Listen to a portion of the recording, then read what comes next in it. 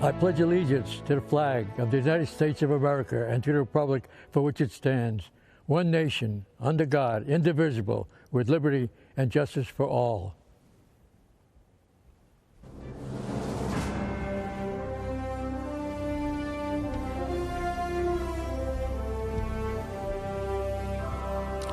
Good evening. It is an honor to be with you tonight.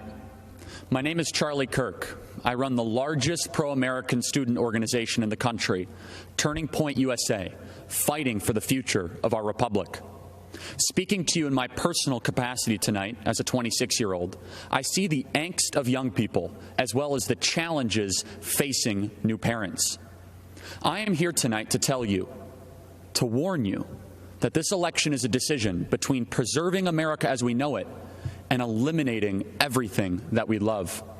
For decades, ruling class leaders in both parties sold out our future to China, to faceless corporations, and to self-serving lobbyists. They did it to preserve their own power and enrich themselves, all while rigging the system to hold down the good, decent middle-class patriots striving to build a family and pursue a decent life. All of this changed dramatically in 2015 when a billionaire named Donald Trump put his own life of luxury on the line. From that moment he came down that famous escalator, he started a movement to reclaim our government from the rotten cartel of insiders that have been destroying our country. We may not have realized it at the time, but Trump is the bodyguard of Western civilization. Trump was elected to protect our families from the vengeful mob that seeks to destroy our way of life, our neighborhoods, schools, churches, and values. President Trump was elected to defend the American way of life. The American way of life means you follow the law, you work hard, you honor God, you raise your kids with strong values, and you work to create a civil society. The American way of life means you speak your mind without retribution, without being kicked off social media by a self-righteous censor in Silicon Valley. It means you can freely practice your religion, and that church is more essential than a casino. And it means that we judge people on their actions, not on their immutable characteristics. The American way of life is being dismantled by a group of bitter, deceitful, vengeful activists who have never built anything in their lives. They have us locking up pastors while releasing violent criminals from prison. We are kicking doctors off of social media, yet promoting Chinese state-funded propaganda on major tech platforms. This election is the most critical since 1860, when a man named Lincoln was elected to preserve the Union from disintegration.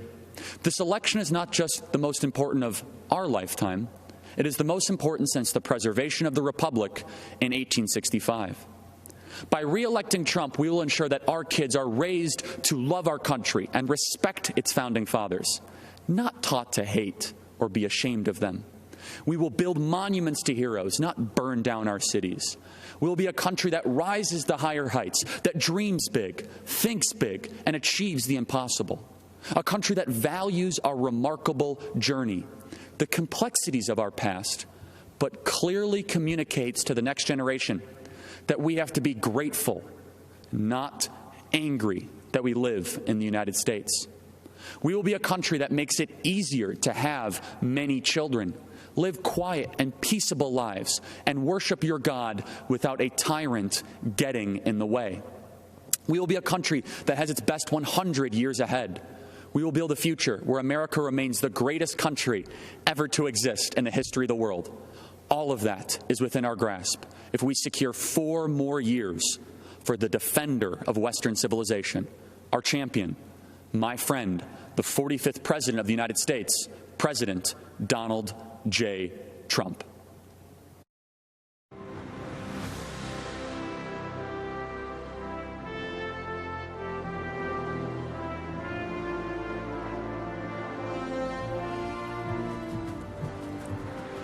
I'm Rebecca Friedrichs, a veteran California public school educator.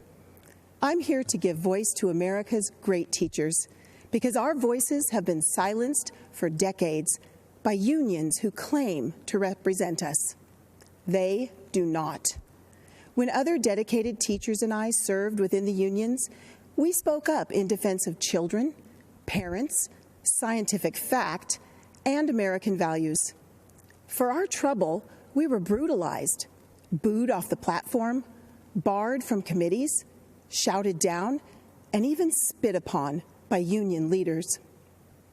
This is how unions treat devoted teachers. But what's even worse is how their agenda of control deceives Americans and our children. They've intentionally rewritten American history to perpetuate division, pervert the memories of our American founders, and disparage our Judeo-Christian virtues. Their lenient discipline policies morphed our schools into war zones, and they back defunding police and abolishing ICE. Unions collect billions annually from unsuspecting teachers and push this radical agenda into our classrooms against our will. Why? The only way to keep a free republic is with a well-educated, moral citizenry that can self-govern. Unions are subverting our republic, so they undermine educational excellence, morality, law, and order. That's why they spend hundreds of millions annually to defeat charter schools and school choice, trapping so many precious low-income children in dangerous, corrupt, and low-performing schools. To fight back on behalf of children and America, brave teachers brought a lawsuit against unions. And do you know who intervened against us? The Obama-Biden administration and California Attorney General Kamala Harris. They argued against us at the U.S. Supreme Court. Their comrades labeled us spawns of Satan and slandered us in mainstream media. No matter their abuse, we'll keep fighting for the country and children we love, just like President Trump.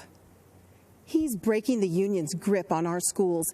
That's why unions have tried to destroy him since the day he was elected. But President Trump isn't afraid to fight for what's right. He won't back down. His courage gives great teachers renewed hope. He's even proposed education freedom scholarships to return control to parents, protect religious liberties, and empower kids to escape dangerous, low-performing schools. The Republican platform supports educational freedom. The Democrat Party does not. Democrats stand with deceptive teachers' unions who pick on loving teachers and little kids. President Trump stands with America's families, great teachers, and most importantly, our children. So America's great teachers, let's stand with President Trump in protection of the kids and country we love.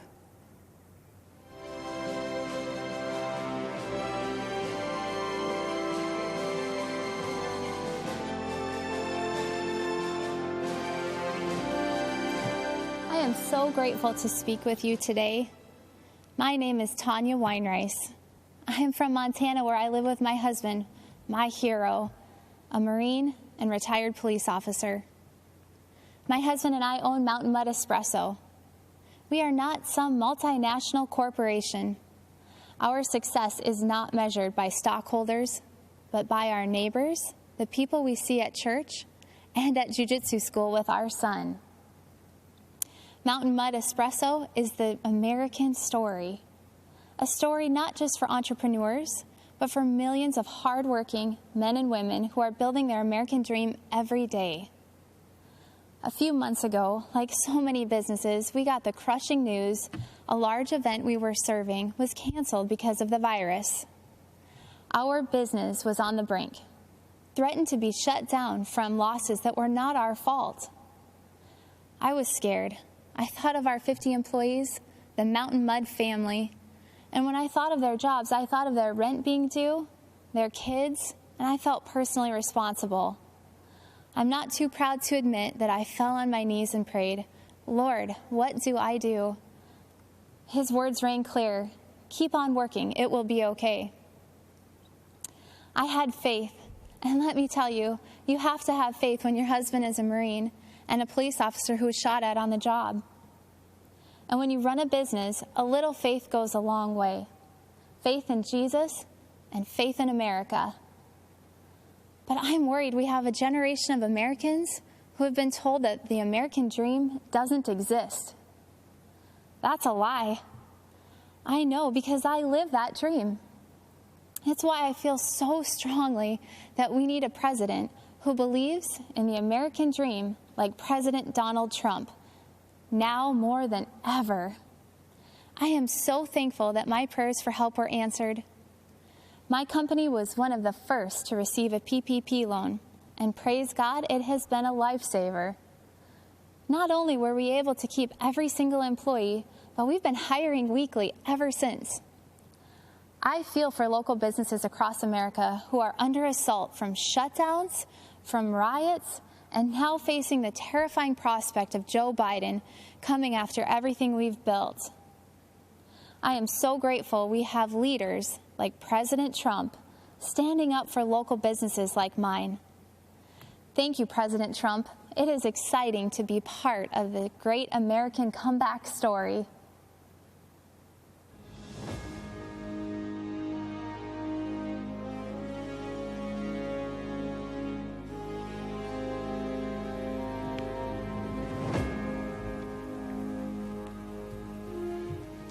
I'm Congressman Matt Gaetz. I'm speaking to you from an auditorium emptier than Joe Biden's daily schedule. But we are a nation of full hearts and clear minds. We see the choice clearly: strength or weakness, energy or confusion, success or failure. President Trump is the first president since Reagan not to start a new war. Biden has foolishly cheerled decades of war without winning, without end. President Trump knows we are strongest when we fight hardest, not in distant deserts, but for our fellow Americans. We must fight to save America now, or we may lose her forever. Joe Biden might not even notice. Settle for Biden. That's the hashtag promoted by AOC and the socialists. The Woketopians will settle for Biden because they will make him an extra in a movie written, produced, and directed by others. It's a horror film, really. They'll disarm you, empty the prisons, lock you in your home, and invite MS-13 to live next door. And the police aren't coming when you call. In Democrat-run cities, they're already being defunded, disbanded. Blaming our best and allowing society's worst? That's the story they write in Hollywood. That's if the lights even stay on in California anymore. A state that cannot keep power running for its own people should not send its junior senator to be vice president. They used to write only in fiction, but nightmares are becoming real. Cops killed, children shot. At the Democrat convention, they say, if you vote against Trump, it will all stop. Appeasement is never a winning strategy. No, we won't settle for violence in our neighborhoods or at our border. We won't settle for decades of bad decisions by basement-dwelling Joe Biden. We settle a continent. We know that the frontier, the horizon, even the stars belong to us. Donald Trump, like all builders, is a visionary. That which is built in the mind is even more powerful than the brick and mortar that holds it together. First comes the mind, then the making. First comes the vision, then the work. Washington, Lincoln, and Jefferson are immortal precisely because of the pull they have on our imagination. You cannot cancel a culture that loves its heroes. The dangerous left need America to be weaker to accomplish their goal of replacing her. We know that to make America great again, we must first make something of ourselves. That is the meaning of true strength. My great-grandfather was a railroad man. As a Florida man, I watch our rockets routinely send the brightest beyond the heavens with our flag and our hope. America is the greatest country that has ever existed. Don't let any celebrity, athlete, or politician tell you otherwise. President Trump sometimes raises his voice and a ruckus. He knows that's what it takes to raise an army of patriots who love America and will protect her. We must win this election if we cherish our country as much as we should, for there is no place to run, no refuge for freedom should we fail. America is not just an idea or a constitution. It is our home. We must protect our home with unbreakable made in America strength. strength I see every day in President Donald Trump. Thank you.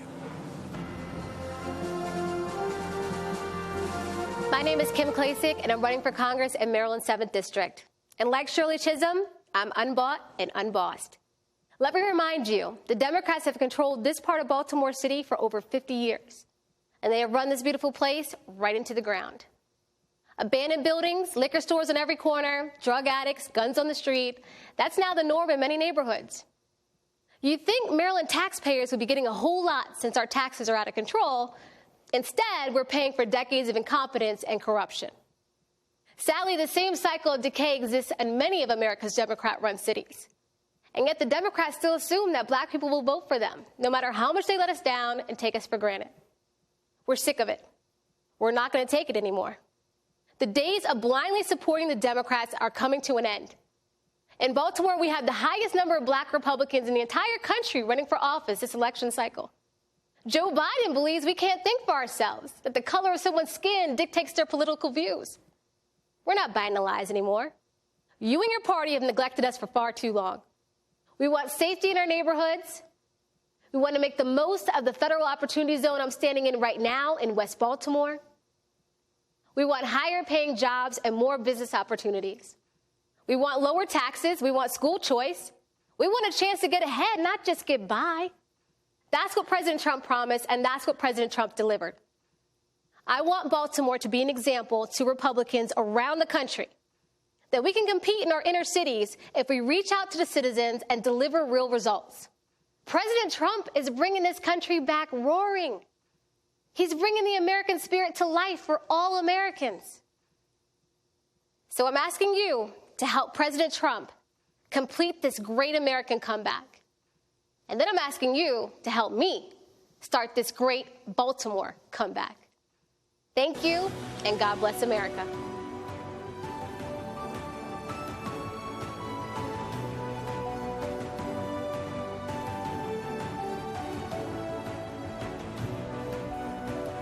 Good evening.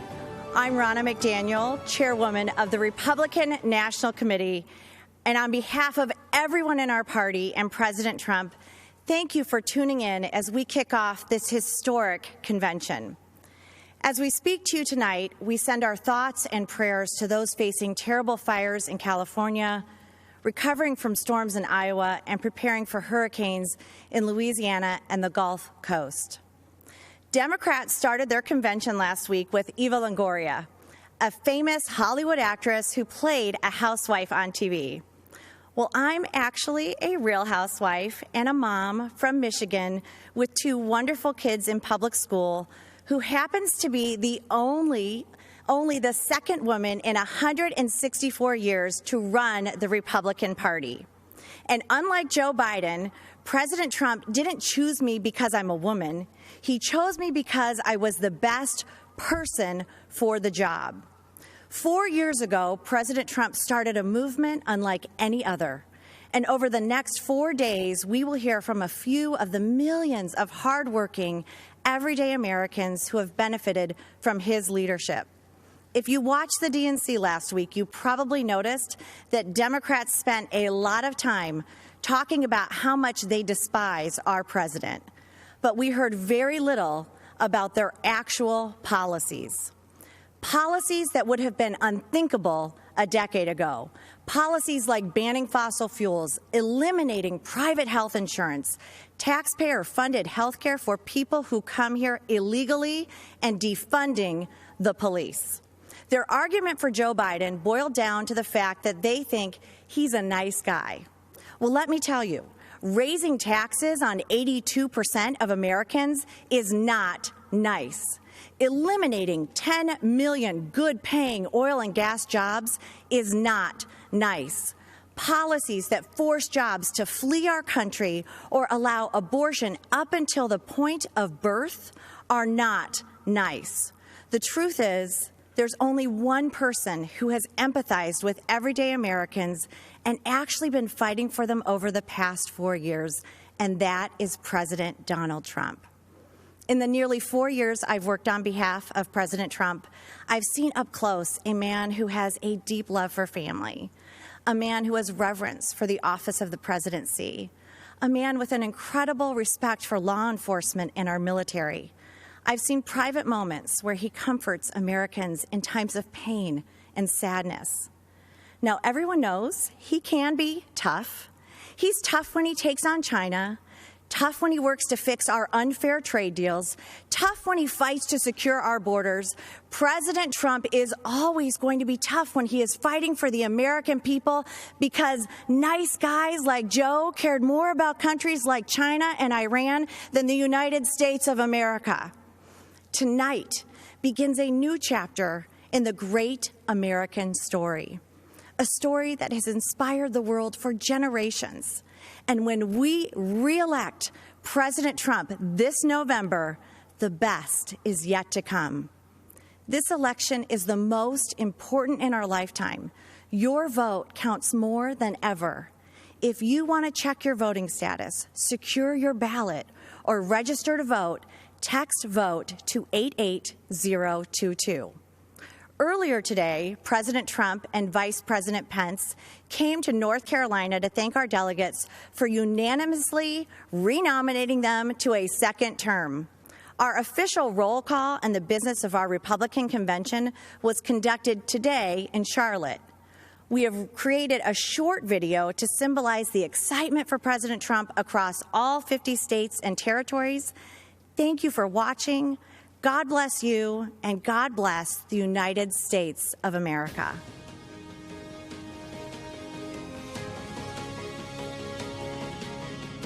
The great state of Alabama, Alaska, American Samoa, Arizona, Arkansas, California, Colorado, Connecticut, Delaware, District of Columbia, Florida, Georgia, Guam, Hawaii, Idaho, Illinois, Indiana, Iowa, Kansas, Kentucky, Louisiana, Maine, Maryland, Massachusetts, Michigan, Minnesota, Mississippi, Missouri, Montana, Nebraska, Nevada, New Hampshire, New Jersey, New Mexico, New York, North Carolina, North Dakota, the Northern Mariana Islands, Ohio, Oklahoma, Oregon, Pennsylvania, Puerto Rico, Rhode Island, South Carolina, South Dakota, Tennessee, United States Virgin Islands, Utah, Vermont, Virginia, Washington, West Virginia, Wisconsin, Wyoming. are excited to nominate Donald J. Trump and Vice President Mike Pence for 4 more years. Thank you for all you've done to make America great again. It is our privilege to nominate you for 4 more years. and we know the best is yet to come. Trump 2020! 4 more years. 4 more years! 4 more years! 4 more years! 4 more years! 4 more years! 4 more years! 4 more years!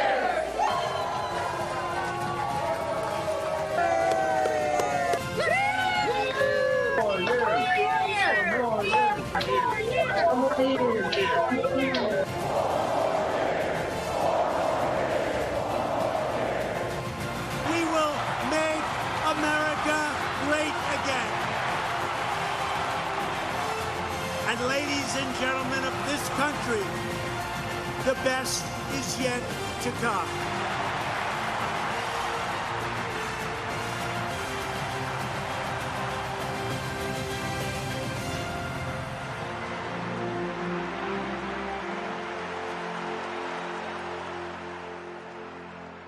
I didn't back down from my promises, and I've kept every single one. This current administration had made hope possible. We want this nation to continue to be the beacon of hope for the world. How many people said they're going to leave America if Donald Trump was elected? They're all still here, and they're not going anywhere because we are in the land of the free. We will never, ever sign bad trade deals. America first again. America first. America's great USMCA trade bill. This is a big win for the United States of America. This is a great trade deal. We are going to lift the restrictions on the production of American energy. We will create millions of more jobs. Hope to me is the belief in a better tomorrow and creating a better future for our children. When I look in the eyes of my grandchildren, I want them to know that their papa was not silent. We will rescue kids from failing schools by helping their parents send them to a safe school of their choice. We will completely rebuild our depleted military. The countries that we are protecting at a massive cost to us will be asked to pay their fair share. We will take care of our great veterans like they have never been taken care of before. This guy saved me. Yeah. He saved me. Thanks to him, I'm here. To me, he's giving people hope, what he's doing for the poor people, what he's doing for everybody. We are going to appoint justices of the United States Supreme Court who will uphold our laws and our Constitution. Why supporting law enforcement is so important for keeping America great. As long as I'm president, I will never defund your police, that I promise you.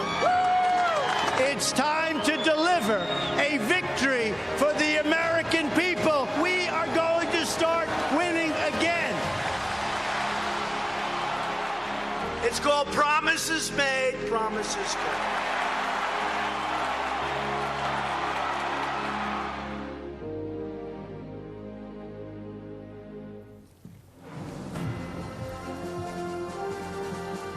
My name is Amy Ford. I've been a registered nurse for 17 years. I'm from the small town of Williamson, West Virginia, where I've lived my entire life, the daughter of a nurse and a coal miner. Even though I was the youngest of 4 children, I was always somewhat of a caretaker. It came natural for me.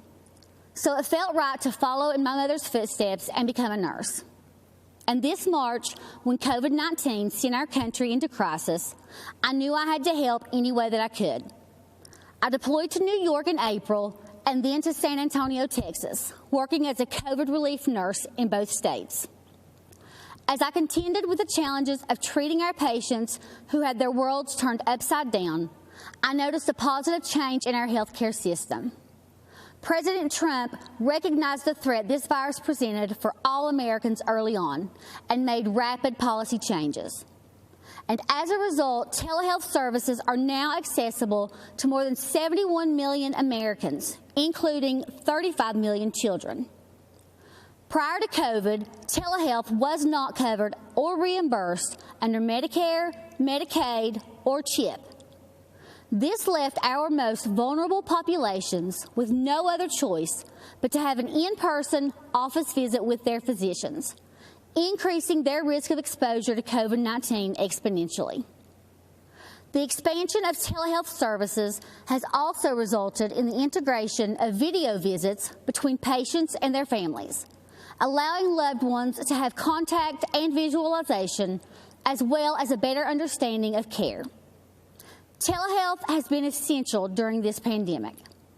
I don't want the media taking my personal story and twisting it, so let me be clear.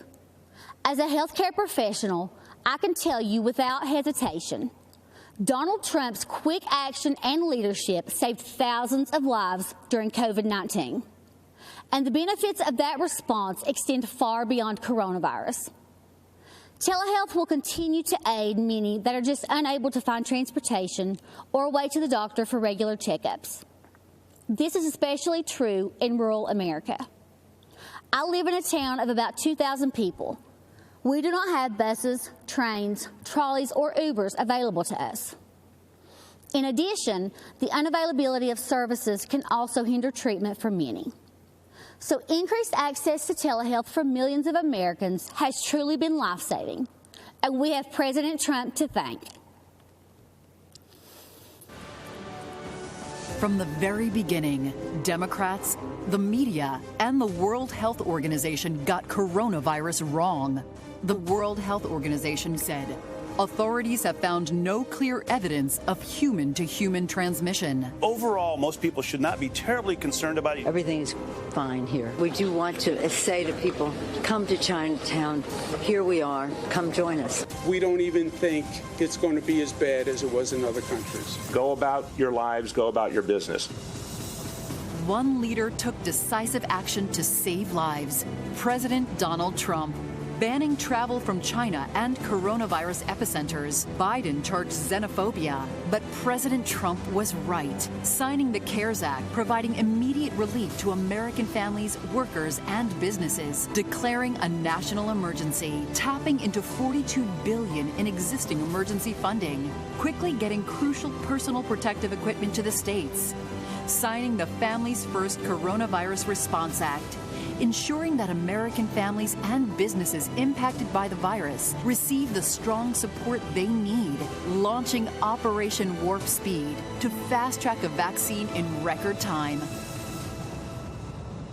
He said everything that I could have hoped for. Promise made, promise kept. He is ready, willing, and able to help. He has been responsive. He's done a lot of good things. What the federal government did was a phenomenal accomplishment. In our hour of need, you all literally are helping us in a big way. We were at the edge, and this is life or death stuff, and we're forever thankful for that.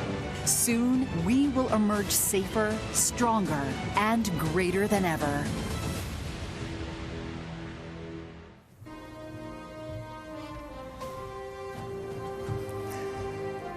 I am Dr. G.E. Ghali, an oral and maxillofacial surgeon and chancellor of a large academic medical and research center in Louisiana. I feel uniquely positioned to share how President Trump's decisive leadership led to a rapid and efficient response to the coronavirus pandemic. I know this as a health professional and as someone who has recovered from COVID himself. The COVID-19 pandemic exploded into our great nation with an intensity unparalleled in history. But our medical investigation and drug development systems were not designed for a pandemic.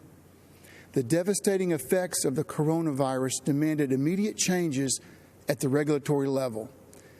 A prompt response led by President Trump cleared away the red tape that usually makes drug approvals a long and drawn-out process. By harnessing the resources of the federal government and the private sector, President Trump's Operation Warp Speed is accelerating the testing, supply, development, and distribution of therapeutics, diagnostics, and very shortly, effective vaccines to counter COVID-19. Let me give you 3 clear examples of how President Trump's leadership removed regulatory barriers so COVID patients could have faster access to effective therapies and diagnostics. First, on February 26, 2 Phase 3 clinical trials studying remdesivir were initiated. Just 2 months later, the FDA approved remdesivir for emergency use to treat COVID-19. Normally, this is a 3 to 5 year process. The amazing speed with which this happened in a safe but efficient manner is unheard of. Second, the FDA granted expanded access to COVID-19 convalescent plasma. Within 24 hours of this approval, we were administering convalescent plasma and remdesivir to a critically ill patient, a former Army Ranger and physician. Had it not been for the rapid deployment of these medicines, this patient, who is my colleague and friend, would have surely died. And third, at the end of July, I developed a fever and cough. I reached out to our testing team and received one of the Abbott rapid tests, yet another tool quickly approved by this administration. Within 15 minutes, my test came back positive, and within 4 hours, I was receiving my remdesivir doses, followed by an infusion of convalescent plasma. As a physician, I've seen firsthand how these breakthroughs have saved countless lives. As a patient, I've benefited from the expedited therapies made possible by the swift action of this administration. President Trump truly moved mountains to save lives, and he deserves credit. Thank you, President Trump, for providing timely access to critical diagnostics and therapeutics during this pandemic. Thank you, Mr. President, for your strong leadership in these challenging times.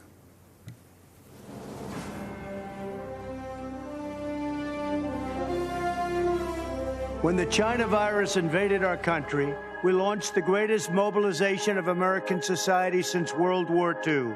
Patriots of every race, color, and creed rallied together to defeat the invisible enemy and save the lives of their fellow citizens.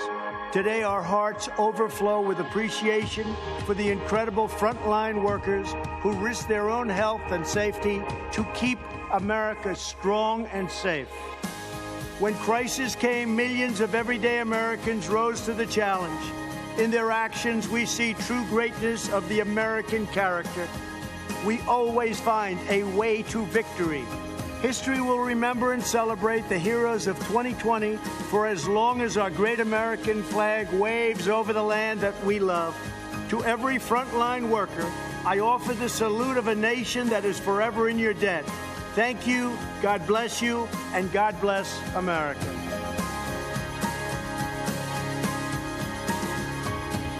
These are my friends. These are the incredible workers that helped us so much with the COVID. We can call it many different things, from China virus. I don't want to go through all the names because some people may get insulted, but that's the way it is.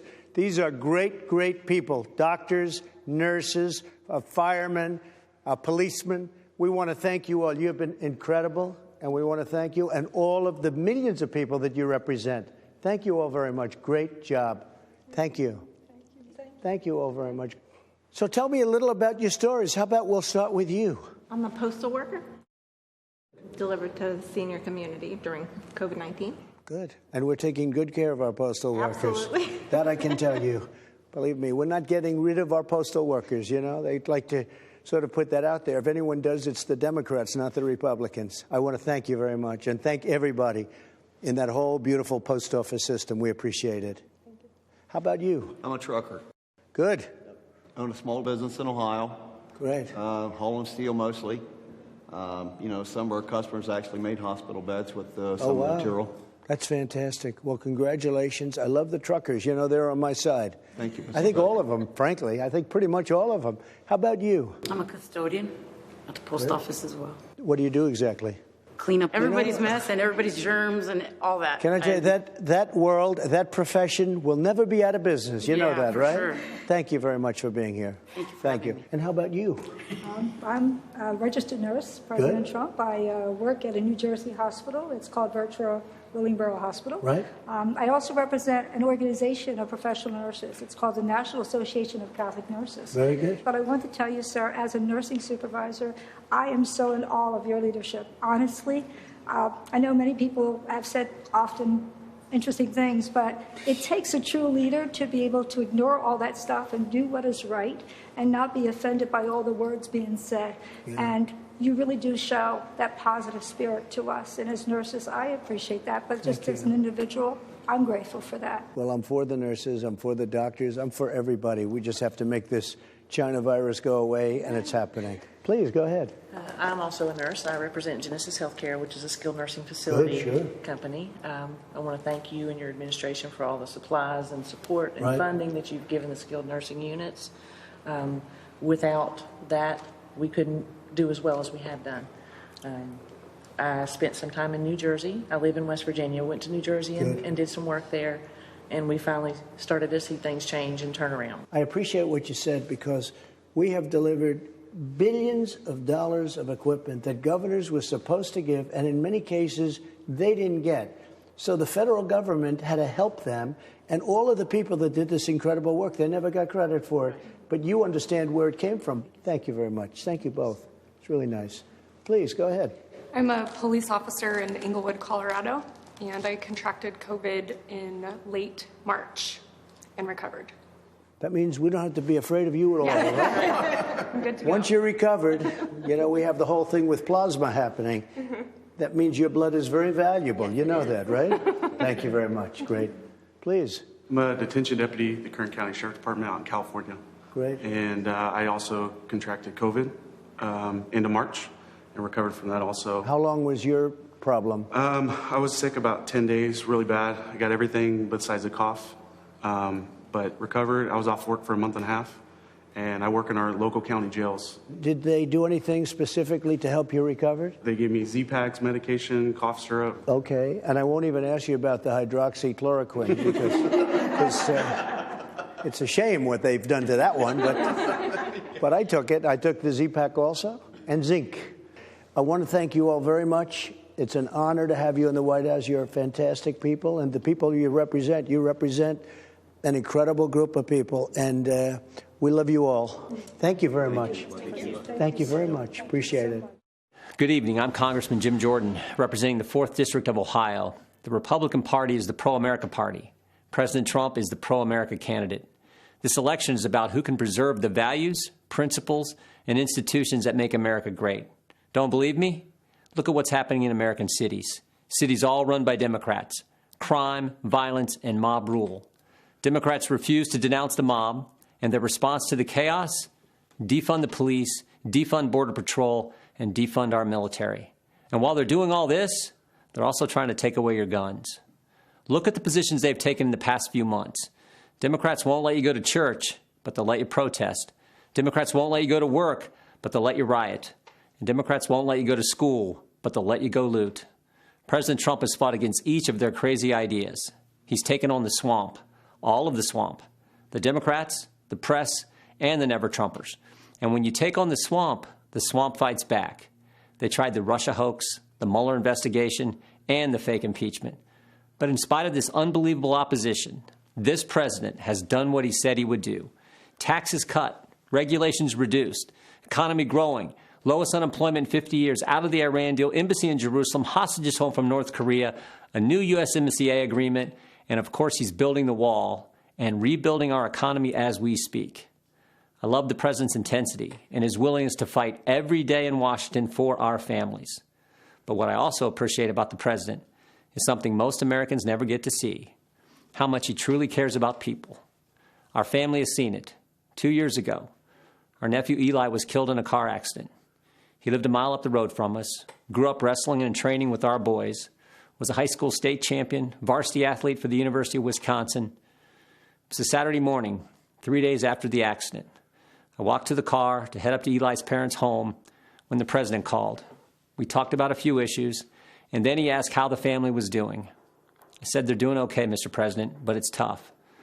The president said, "Yeah, losing a loved one is always difficult, and it's really tough when they're so young."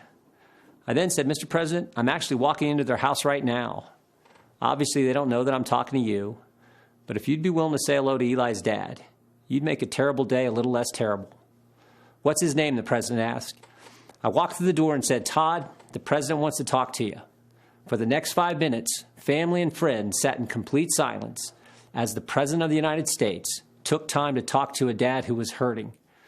That's the president I've gotten to know the last 4 years. The president who shared private moments like this with soldiers, victims of violent crime, and people who've had businesses destroyed by the mob. That's the individual who's made America great again, and who knows America's best days are still in front of us. And that's why I'm busting my tail to help him get reelected. I'm asking you to do the same. Thank you, and God bless our country. I'm not an actor, a singer, or a politician. I'm Herschel Walker. Most of you know me as a football player, but I'm also a father, a man of faith, and a very good judge of character.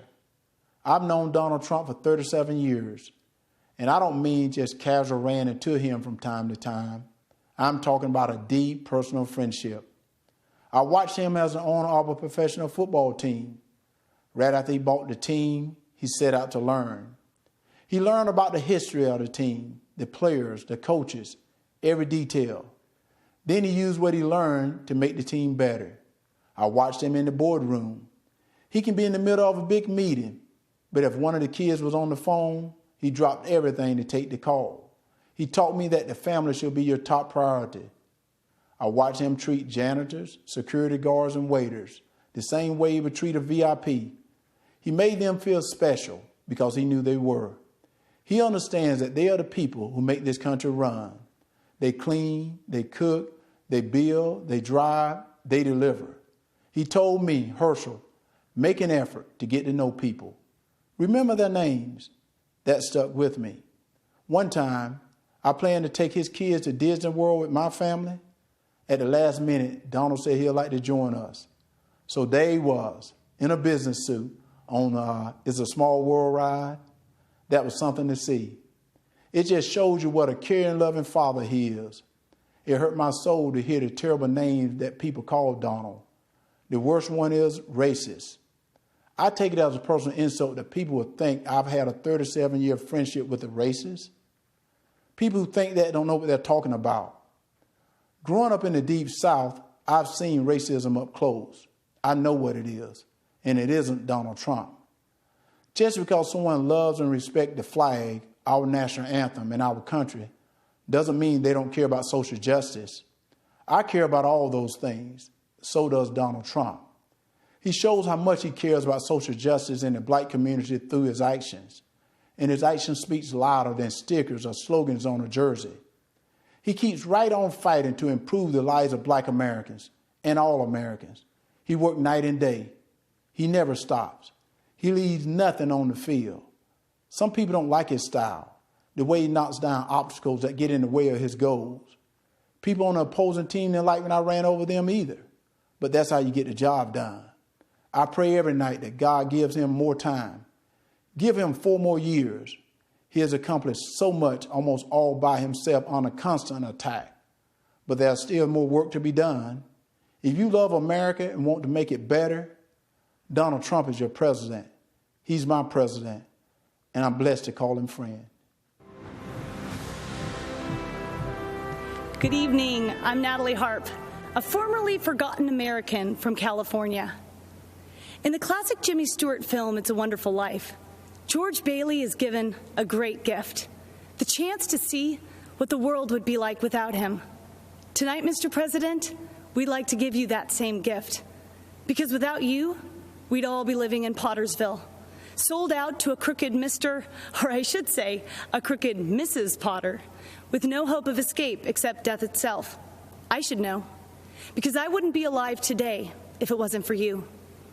About 5 years ago, I was the victim of a notoriously deadly medical error. I survived, but only to be diagnosed with a rare and terminal bone cancer. You know, the Democrats love to talk about health care being a human right. But a right to what? Well, I'll tell you. To them, it's a right to marijuana, opioids, and the right to die with dignity, a politically correct way of saying assisted suicide. I was told I was a burden to my family and to my country, and that by choosing to die early, I'd actually be saving the lives of others by preserving resources for them, rather than wasting them on a lost cause like myself. And when I failed the chemotherapies that were on the market, no one wanted me in their clinical trials. I'd make them look bad. They didn't give me the right to try experimental treatments, Mr. President. You did. And without you, I'd have died waiting for them to be approved. Now with the coronavirus, everyone knows what that feels like to be waiting for a cure. But we've only been waiting a few months. Just imagine what 2020 would have looked like, fighting for your life, without Donald Trump fighting for it too. In January, there would have been no China travel ban. Millions would have died. Millions more would have been infected, for there'd be no record levels of testing, no right to try treatments, no fast track for a vaccine, nor Operation Warp Speed ready to deliver it. And without Donald Trump as our patient advocate for the past 4 years, well, the opioid epidemic would have stolen even more lives from even more families. Kidney patients would have no future except dying on wait lists, for there'd be no initiative to increase donations. There'd still be no accountability at the VA, and our brave veterans would still be suffering long wait times with no choice nor access to faster care. Insulin and other drug prices would have continued to rise, while a record number of generic drugs would still be stuck in the pipeline. There'd be no price transparency. We wouldn't have health plans up to 60% cheaper than Obamacare, and we'd still be stuck with that infamous individual mandate. And God forbid what the next 4 years would look like. For in Joe Biden's America, China would control our drug production. We'd be one step closer to government-run health care. We wouldn't just be unable to keep our doctors, we'd be lucky if we could see any doctor. And even then, some of us would be denied care. For in socialized medicine, you don't beat the odds, you become the odds. And I would lose my right to try, just like Charlie Gard, that terminally ill British baby whose government-run healthcare system decided it was too expensive and too cruel to keep him alive. You see, Mr. President, you've done so much more than your promises made and promises kept. For numbers only tell part of the story. We are the rest of it. Facts with faces of Americans who would still be forgotten if you and our favorite First Lady hadn't given up your own wonderful life so we could have the chance at one. George Bailey's father was right. All you can take with you is that which you've given away. And Mr. President, that makes you the richest man in the world, for you have used your strength to make America strong again. Sacrificed the life you built to make America proud again. And you risked everything to make America safe again. It's a wonderful life. You made America great again. And on November 3rd, we are going to keep America great.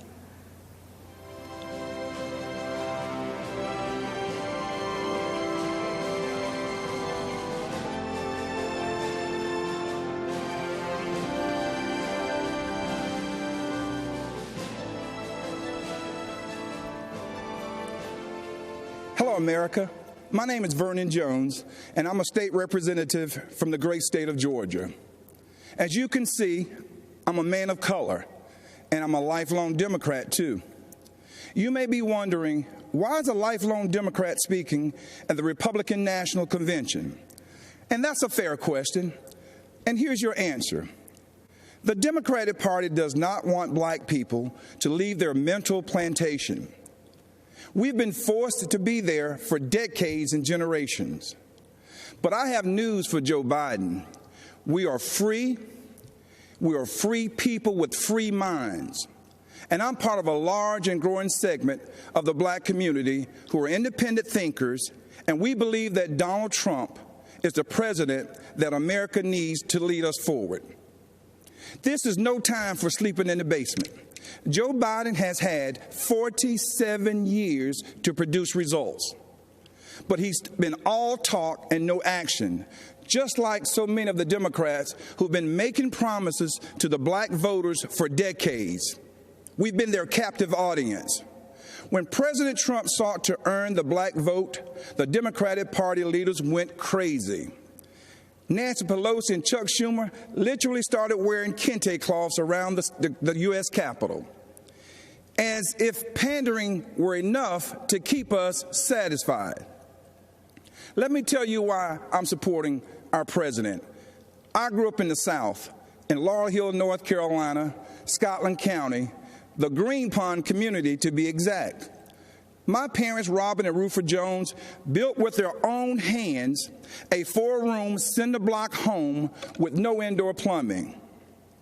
They had very limited education, but they instilled in us a strong work ethic that drove me from those tobacco fields of North Carolina to those hallowed halls of the Georgia General Assembly. My parents taught me if I believed in God, worked hard, and treated every person fairly, there was no limit to what we could achieve. I attended North Carolina Central University, an historical black college. For generations, HBCUs have been the incubators that develop black scholars in math and science and religion, engineering, and politics.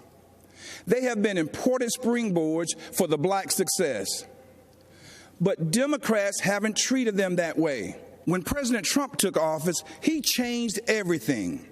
He delivered historic funding to HBCUs, and he guaranteed it for 10 years, something that has never happened in the history of this country. That gave our HBCUs stability, the chance to grow, and produce the next generation of black leaders. That's right, Donald Trump did that. He's also supported school choice to ensure that no child, no matter their race or zip code, is left behind. Every child should have access to a quality education. But education is just the beginning. The president also built the most inclusive economy ever, with record low unemployment for African Americans and record high participation in the workforce. He put opportunity zones in the Trump tax bill that would drive investment into our communities for decades to come.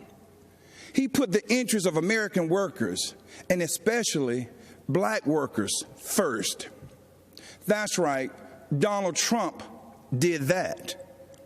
He delivered historic criminal justice reform. He ended once and for all the policy of incarceration of black people, which has decimated our communities, caused by no other than Joe Biden. Democrats wouldn't do it. Obama didn't want to do it. And Joe Biden and Kamala Harris definitely wouldn't do it. But Donald Trump did it. He's also working every day to make our communities safer. As a former executive of DeKalb County, Georgia, I directed one of the largest public safety departments in the Southeast. I've seen tragic shootings on both sides, officers killing citizens and citizens killing officers in the line of duty. Police officers are our fellow citizens. They live in our country. They have families too. They live in our communities. Unfortunately, Democrats have turned their backs on our brave police officers. They call it defunding, and it's a danger to our cities, our neighborhoods, and our children. Isn't it ironic that Democrat politicians have personal security to protect them? So why don't they forego their security and replace them with social workers, especially since that's what they want for you and me? Our police need more funding, not less, for frequent psychological examinations, for non-lethal remote restraint technology, and for more de-escalation and use of force training. These are the common sense solutions that President Trump supports. True, sincere police reform. That's right, Donald Trump did that too. Education, jobs, safety, security, on issue after issue. And in just a single term, he destroyed these negative forces that have victimized the black community for decades. He gave us the opportunity to rise. Now, you know, when I made the public announcement of my support for President Trump, all hell broke loose. I was threatened, called an embarrassment, and asked to resign by my own party. Unfortunately, that's consistent with the Democratic Party and how they view independent thinking black men and women. But I'm here to tell you that black voices are becoming more woke and louder than ever. The Democratic Party has become infected with a pandemic of intolerance, bigotry, socialism, anti-law enforcement bias, and a dangerous tolerance for people who attack others, destroy their property, and terrorize our own communities. That's what this election is all about. And that's why right now, more than ever before, America needs Donald Trump in the Oval Office for another 4 years. God bless you, and vote Donald J. Trump. Thank you.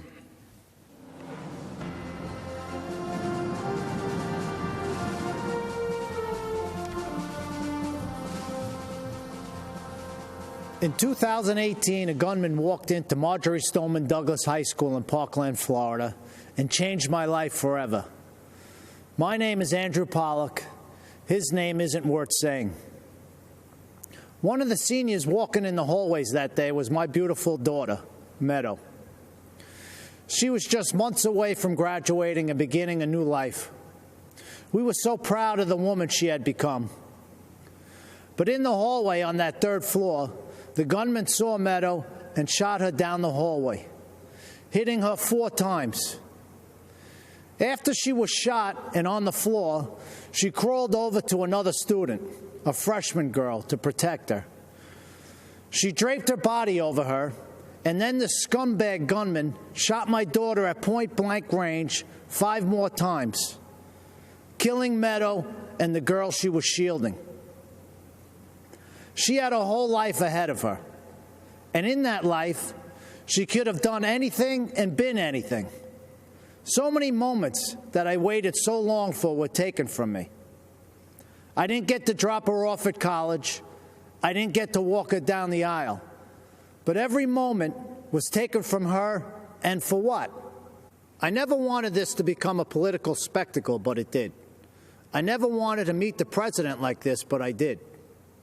I was invited to the White House. The truth is, I had just buried my daughter that week. I really wasn't interested in public events like a tour or a photo op. I was interested in answers and solutions. So if the president wanted to meet me personally, I said I'd go. They said, of course, that was his plan. At the White House, my family and I sat with the president in the Oval Office and told him about Meadow. I told him what we knew. I told him that his administration needed to take a closer look at what went wrong and why. And I got to see who President Trump really is. He's a good man and a great listener, and he cuts through the BS. Then the president did what he said he would do. He took action. He formed a school safety commission that issued dozens of recommendations to make schools safer. But I'll bet you never heard about that. Instead, the media turned my daughter's murder into a coordinated attack on President Trump, Republicans, and our Second Amendment. In fact, when President Trump asked me and other parents of children that were murdered in school shootings to join him as he announced the commission's findings, the media's first question wasn't about protecting kids. Shockingly, they asked about the government shutdown.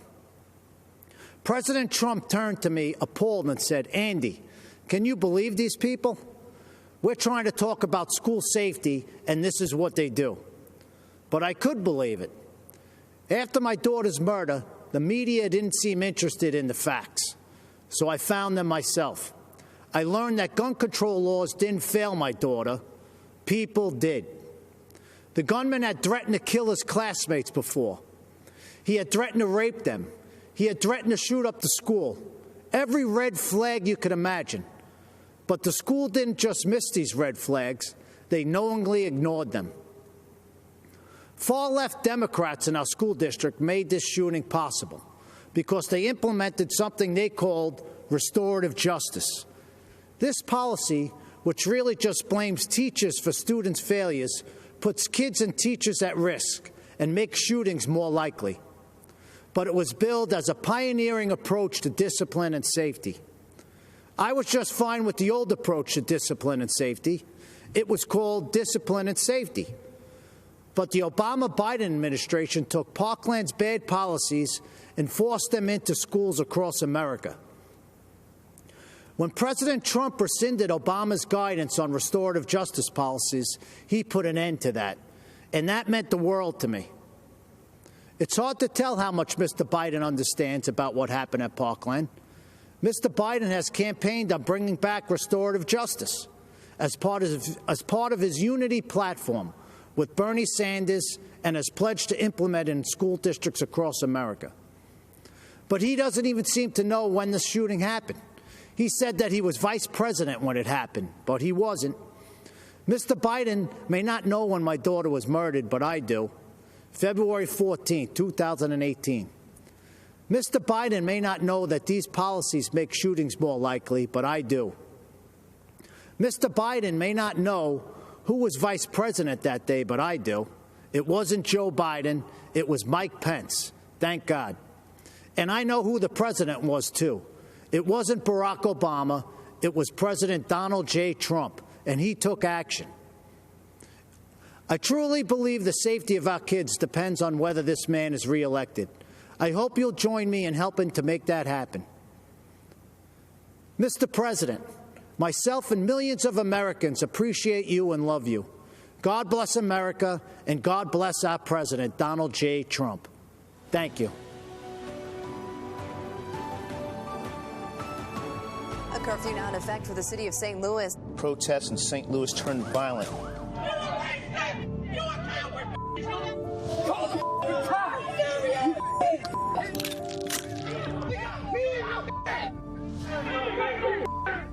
Mark McCloskey says he and his family have been threatened with violence.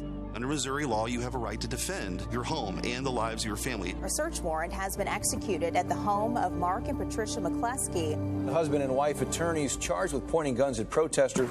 They were simply trying to protect their home. Good evening, America. We are Mark and Patty McCloskey. We're speaking to you tonight from St. Louis, Missouri, where just weeks ago you may have seen us defending our home as a mob of protesters descended on our neighborhood. America is such a great country that not only do you have the right to own a gun and use it to defend yourself, but thousands of Americans will offer you free advice on how to use it. At least that's what we experienced. What you saw happen to us could just as easily happen to any of you who are watching from quiet neighborhoods around our country. And that's what we want to speak to you about tonight. That's exactly right. Whether it's the defunding of police, ending cash bail so criminals can be released back out on the streets the same day to riot again, or encouraging anarchy and chaos on our streets, it seems as if the Democrats no longer view the government's job as protecting honest citizens from criminals, but rather protecting criminals from honest citizens. Not a single person in the out-of-control mob you saw at our house was charged with a crime. But you know who was? We were. They've actually charged us with felonies for daring to defend our home. On top of that, consider this. The Marxist liberal activist leading the mob to our neighborhood stood outside our home with a bullhorn screaming, "You can't stop the revolution." Just weeks later, that same Marxist activist won the Democrat nomination to hold a seat in the U.S. House of Representatives. In the city of St. Louis, that's the same as winning the general election. That Marxist revolutionary is now going to be the Congresswoman from the 1st District of Missouri. These radicals are not content with marching in the streets. They want to walk the halls of Congress. They want to take over. They want power. This is Joe Biden's party. These are the people who will be in charge of your future and the future of your children. They're not satisfied with spreading the chaos and violence into our communities. They want to abolish the suburbs altogether by ending single-family home zoning. This forced rezoning would bring crime, lawlessness, and low-quality apartments into now thriving suburban neighborhoods. President Trump smartly ended this government overreach, but Joe Biden wants to bring it back. These are the policies that are coming to a neighborhood near you. So make no mistake, no matter where you live, your family will not be safe in the radical Democrats' America. At this moment in history, if you stand up for yourself and for the values our country was founded on, the mob, spurred on by their allies in the media, will try to destroy you. You've seen us on your TV screens and Twitter feeds. You know that we're not the kind of people who back down. Thankfully, neither is Donald Trump. President Trump will defend the God-given right of every American to protect their homes and their families. But more than that, Trump's vision for America is a country where you have an opportunity to work hard and build the life you dream of, with a job you love, with your children being educated in great schools, in a community where your family can play in the backyard without fear, worship in a church without shame, and express your beliefs without retribution. Trump brought us the greatest economy our country had ever seen. The Democrats have brought us nothing but destruction. When we don't have basic safety and security in our communities, we'll never be free to build a brighter future for ourselves, for our children, or for our country. That's what's at stake in this election, and that's why we must re-elect Donald Trump. God bless you. God bless the President. And God bless these United States.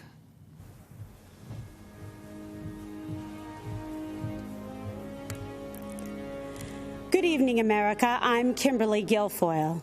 I speak to you tonight as a mother, a former prosecutor, a Latina, and a proud American. And yes, a proud supporter of President Donald J. Trump. Why? Because he is the president who delivers for America. He built the greatest economy the world has ever known for the strivers, the working class and middle class. As commander-in-chief, he always puts America first. President Trump is the law and order president. Now, presidential leadership is not guaranteed. It is a choice. Biden, Harris, and the rest of the socialists will fundamentally change this nation. They want open borders, closed schools, dangerous amnesty, and will selfishly send your jobs back to China while they get rich. They will defund, dismantle, and destroy America's law enforcement. When you are in trouble and need police, don't count on the Democrats. As a first-generation American, I know how dangerous their socialist agenda is. My mother, Mercedes, was a special education teacher from Aguadilla, Puerto Rico. My father, also an immigrant, came to this nation in pursuit of the American dream. Now I consider it my duty to fight to protect that dream. Rioters must not be allowed to destroy our cities. Human sex drug traffickers should not be allowed to cross our border.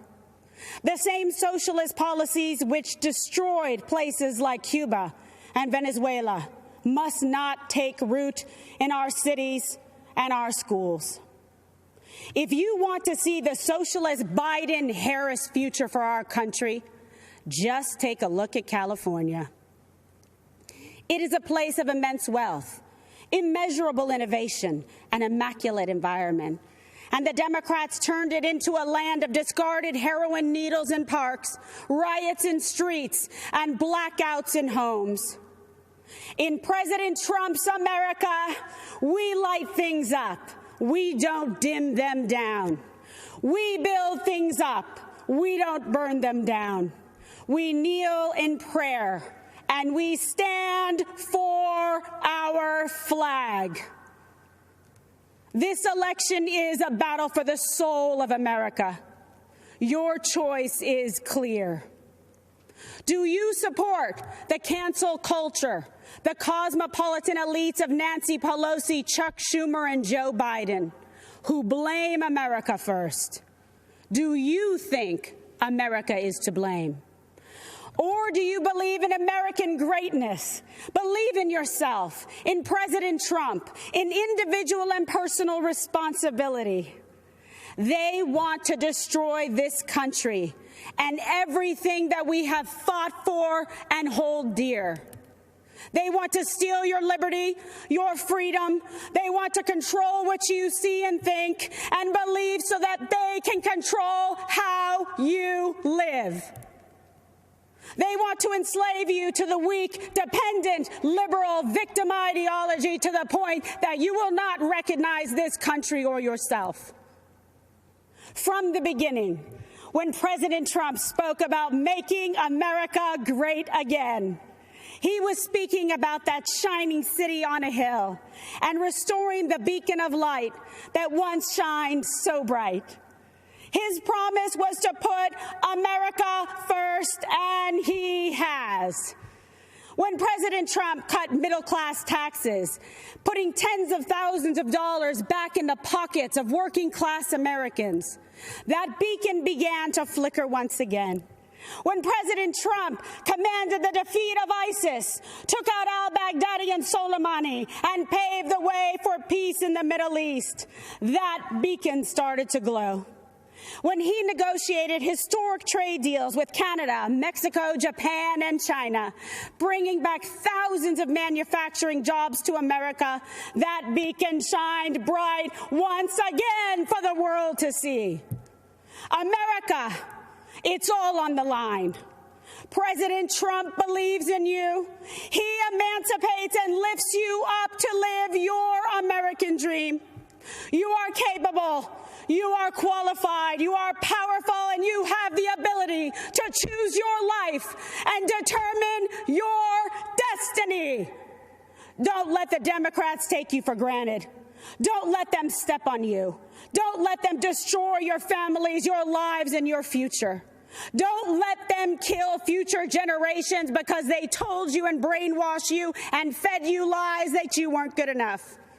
Like my parents, you can achieve your American dream. You can be that shining example to the world. Manifest and be the change in this country that you dream, that you hope, that you believe in. Stand for an American president who is fearless, who believes in you, and who loves this country and will fight for her. President Trump is the leader who will rebuild the promise of America and ensure that every citizen can realize their American dream. Ladies and gentlemen, leaders and fighters for freedom and liberty and the American dream, the best is yet to come.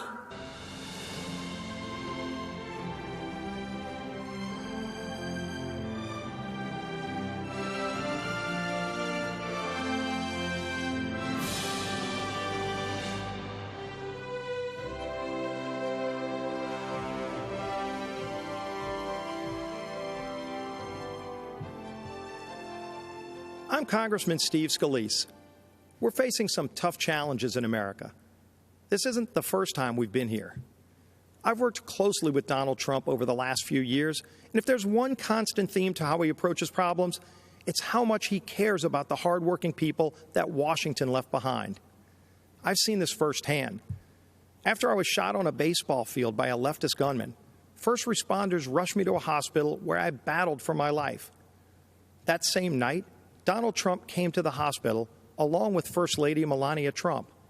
They consoled my wife, Jennifer. They were there for my family in my darkest hours. Donald Trump would call to check on me throughout the following weeks just to see how I was doing. That's the kind of person he is. That's the side of Donald Trump that the media will never show you. Look, there's a lot at stake. This is an election between a party that wants to burn down the foundations of our country to the ground and a party that wants to rebuild and protect our great nation. The left wants to defund the police. This is personal to me. I wouldn't be here without the bravery and heroism of the men and women in law enforcement who saved my life. President Trump stands with those brave men and women. Joe Biden has embraced the left's insane mission to defund them. There won't be an America to leave to our children and grandchildren without those brave law enforcement officers and first responders. Joe Biden's made a career in Washington for 47 years, promising things he's never delivered. In just 3 short years, President Trump has delivered huge wins for American families. While Joe Biden made hollow promises when he chaired the Senate Judiciary Committee, Donald Trump took action and delivered criminal justice reform. Joe Biden claims to care about the working man, but millions of good manufacturing jobs were shipped overseas during the Obama-Biden years to countries like China. Donald Trump brought those jobs back. I've seen how deeply President Trump cares about rebuilding our evaporating middle class. President Trump pledged to give the forgotten men and women of America a real shot at the American dream. And again, he delivered. The lowest unemployment rate in over 50 years, women creating small businesses at record pace, wages rising, the fastest, by the way, for lowest income levels. What can Joe Biden say to that? What has Joe Biden done in his 47 years in Washington that can compare to that? President Trump has delivered for the hardworking people of this great nation. It's going to take that kind of bold leadership to get us out of this COVID crisis. After President Trump saved lives by shutting down flights from China and Europe, he's now focusing the full weight of the government on a revolutionary plan to cure this virus by cutting red tape and empowering scientists to create a vaccine. This is visionary leadership in action at a time when we can't afford another 47 years of hollow promises. America's been through tough times before. Who better to lead us out of these times than the president who already built the strongest economy our country has ever seen? Donald Trump did it before. Donald Trump will deliver for us again. God bless you, and God bless these United States of America.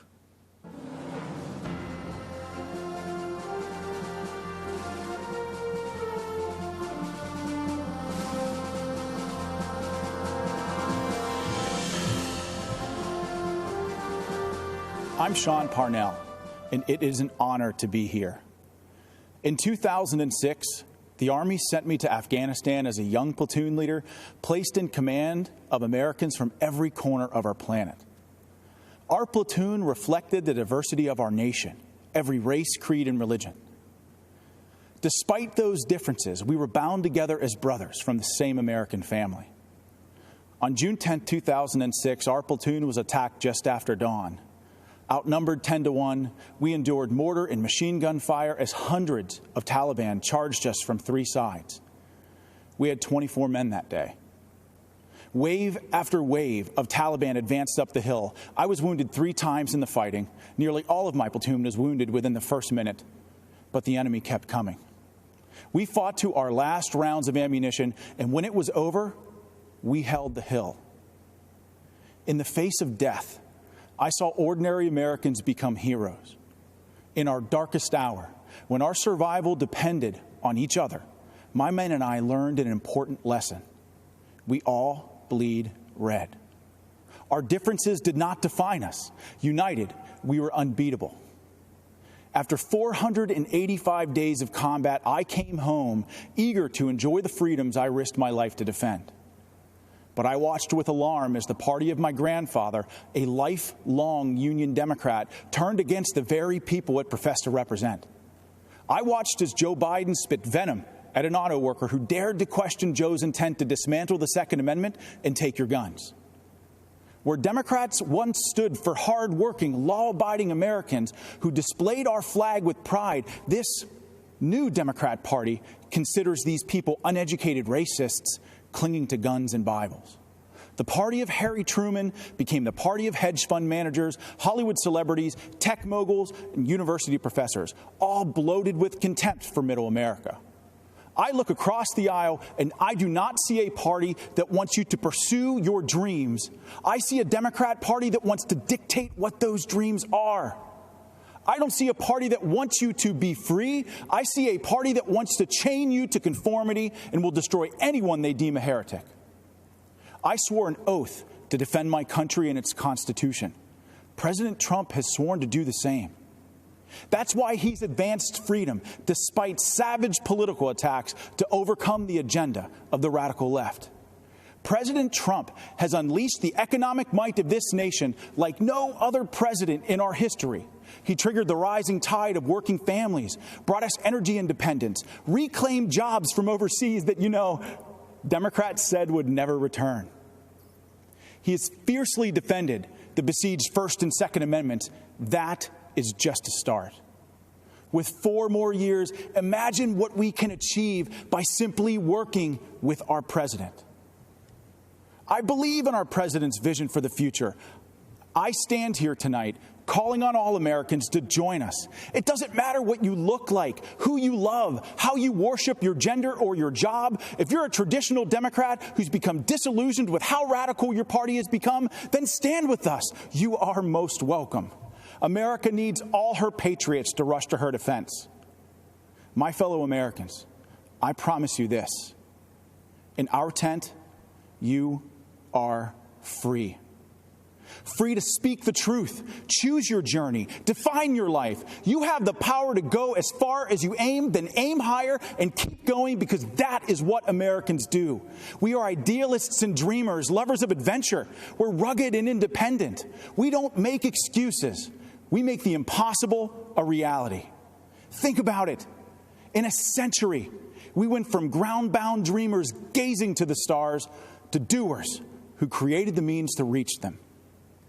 This is not the time to stand on the sidelines. If you love our country as we do, as our president does, join the chorus of patriot voices that will preserve this exceptional union. Mr. President, lead the way. Millions in our American family believe in this path to destiny. Guide us to that horizon. Thank you, and may God bless the United States of America.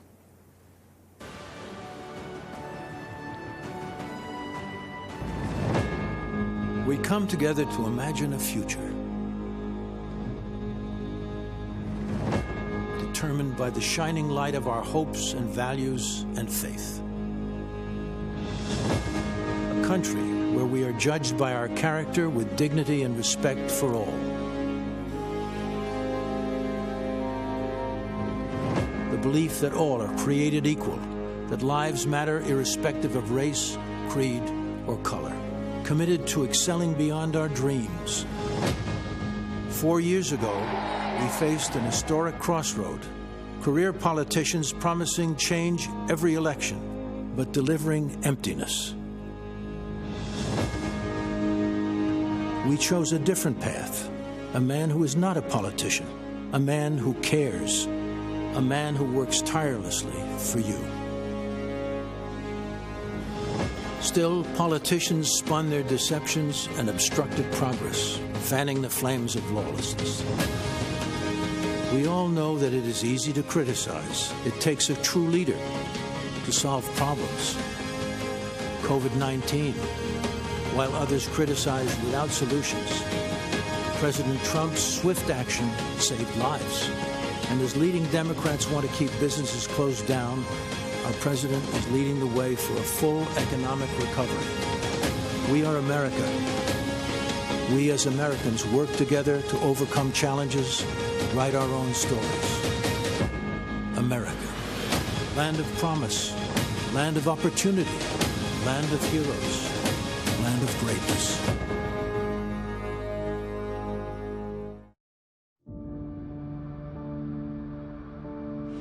I thought I had been forgotten. I nearly gave up hope. I was so afraid. I believed I would die here. American hostages, forgotten and wasting away in far-off prisons, wrongfully detained by foreign governments. Americans were beaten, abused, starved, and left for dead. Until President Donald Trump stepped in. The 3 American hostages finally back on U.S. soil after being held captive in North Korea. We're following some breaking news in Turkey where an American pastor, Andrew Brunson, has been released. An American jailed in Egypt is back in the U.S. this morning after an intervention by the Trump administration. A tough and skilled negotiator, President Trump successfully won the release of detainees and prisoners, among the most of any president in American history. While families waited in despair for news of their loved ones, President Trump provided a new spark of hope by bringing our hostages home. We have Danny Birch back home, where he should be. He was in Yemen in a very horrible situation. Yesterday, the United States government secured the release of Caitlin Coleman, Joshua Boyle, and their 3 children. Today, we are bringing home another American citizen. We just had news that Turkey released a prisoner that we were trying to get to the United States. Under this administration, America has not and will not turn its back on our people. President Trump will bring them home.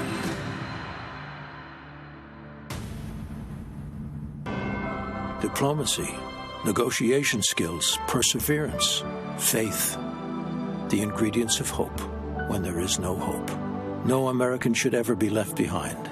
Priority, freeing American hostages.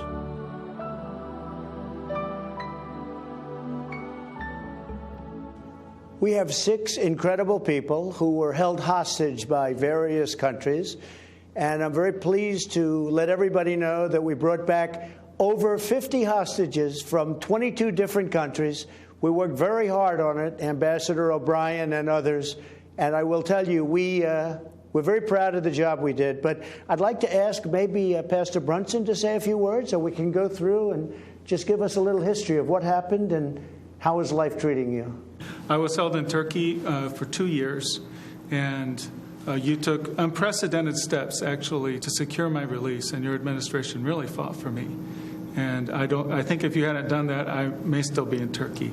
So I'm very grateful. 28 years, right? They had you there they had you scheduled for a long time, Andrew. Yes. We had to get you back. And I have to say that, to me, President Erdogan was very good. And I know they had you scheduled for a long time, and you were a very innocent person.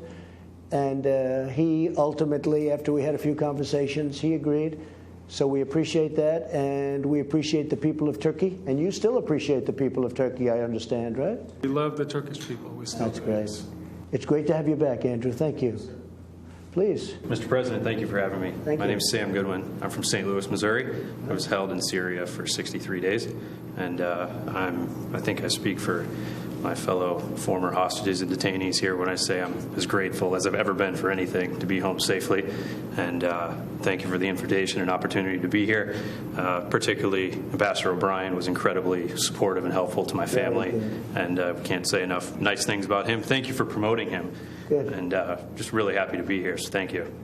We got you back. You got me back, yeah. We got you all back, and we have some more that we're working on right now to get back that we better do. Please, go ahead. My name is Michael White, Mr. President. I do, once again, it's an honor to be here, honor to meet you in person.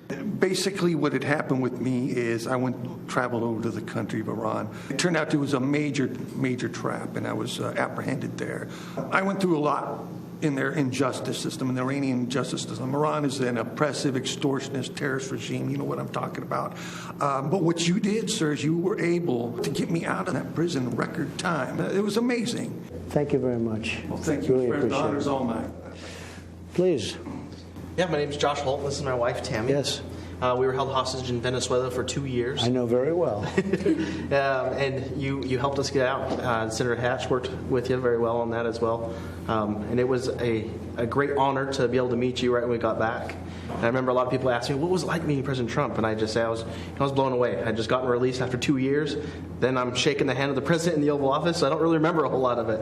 So it's nice to meet you again, and it's been great. It's been great to be back, helping people through situations that they've gone through, and now we have started our family. Well, the great people of Utah really wanted me to do something about the two of you, and we were able to do it. And a little bit of a miracle, I think, frankly. It was. Because it was a very hostile period. And we appreciate everybody working so hard with us, but we were able to get you both back. And are you living in Utah now, I hope? We're still living in Utah. That's good. We'll say hello to the folks in Utah because they're great people. Thank you very much. Congratulations. Thank you. Please. I'm Brian there. Spent an unexpected trip there in India. I was not going to India. I was going through India to Nepal, where I've been working for the last 18 years. But on behalf of my family and myself, thank you, President Trump, for getting us out and getting us home. The darkest moment of our whole time together, your letter to my wife came, and it really gave her the hope and the peace. And that's great. From that time forward, as more people got involved, especially the ambassador there in India, things became more peaceful, and the hope was there for the last 4 months that we really would get to come home, because they had planned on keeping me for 3 to 5 years. The original charge thing was 3 to 5 years, right, and that was cleared, and then they came up with new charges to do a 7-year term. Well, India responded very well to my request, so we appreciate that. We appreciate everything y'all did. Thank you all for being with us. We have a few more people we want to get back, and we will get them back, and they'll be back very soon. Thank you very much. Appreciate it. Great stories.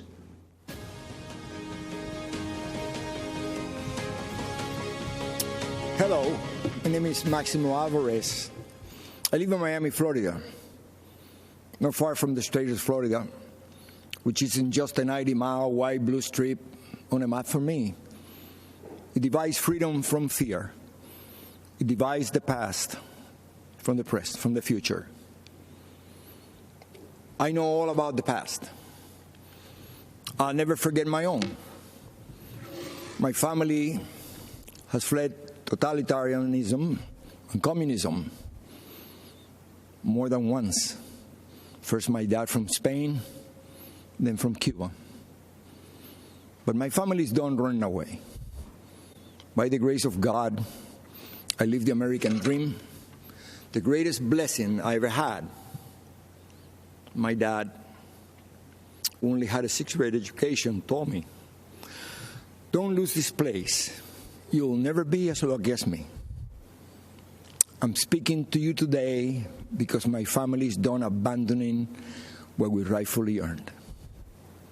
There's no place to hide. I'm speaking to you today because President Trump may not always be politically correct. He's in fact a successful businessman, not your average career politician. Our president is just another family man, a friend, and most important, our elected commander-in-chief who puts America first. Keep in mind, the other guy running for president is mostly concerned about power. Yes, power for them, but not for the benefit of all Americans. I'm speaking to you today because I have seen people like this before. I've seen movements like this before. I've seen ideas like this before. And I am here to tell you, we cannot let them take over our country. I heard the promises of Fidel Castro, and I can never forget all those who grew up around me, who look like me, who suffered and starved and died because they believed those empty promises. They swallow the communist poison pill. If you have a chance, go to the Freedom Tower in Miami. Stop and listen. You can still hear the sounds of those broken promises. It is the sound of waves in the ocean carrying families clinging to pieces of wood. Families with children who can't swim, but willing to risk everything to reach this blessed land. It is the sound of tears hitting the paper of an application to become an American citizen. Most heard and liked the promises, but soon after, they experienced the reality. Look at them, listen to them, learn the truth. Those false promises spread the wealth, free education, free health care, defund the police, trust the socialist state more than your family and your community. They don't sound radical to my ears. They sound familiar. And Fidel Castro was asked if he was a communist. He said he was a Roman Catholic. He knew he had to hide the truth. But the country I was born in is gone, totally destroyed. When I watch the news in Seattle, Chicago, Portland, and other cities, when I see the history being rewritten, when I hear the promises, I've heard echoes of the former life I never wanted to hear again. I see shadows I thought I had outrun. My parents only wanted one person to decide my fate, me. Not some party member, not some government official, not some bureaucrat. In America, I would decide my own future. I am so grateful to America, the place where I was able to build my American dream through hard work and determination. President Trump knows that the American story was written by people just like you and I, who love our country and take risks to build a future for our families and neighbors. I may be a Cuban-born, but I am 100% American. This is the greatest country in the world. And I said this before. If I gave away everything that I have today, it would not equal 1% of what I was given when I came to this great country of ours. The gift of freedom. Right now, it is up to us to decide our fate and to choose freedom over oppression. President Trump, he's fighting the forces of anarchy and communism. And I know he will continue to do just that. And what about his opponent and the rest of the DC swamp? I have no doubt they will hand the country over to those dangerous forces. You and I will decide. And here's what I've decided. My decision is very easy. I choose President Trump because I choose America. I choose freedom. I still hear my dad.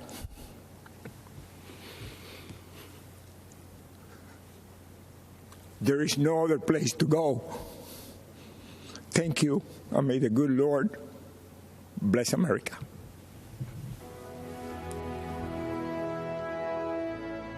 The Democrats are just going more and more left. Many positive about socialism, liking it more than capitalism. Many of the ideas we fought for that were considered radical are now mainstream. The compromise that they came up with, if implemented, will make Biden the most progressive president since FDR.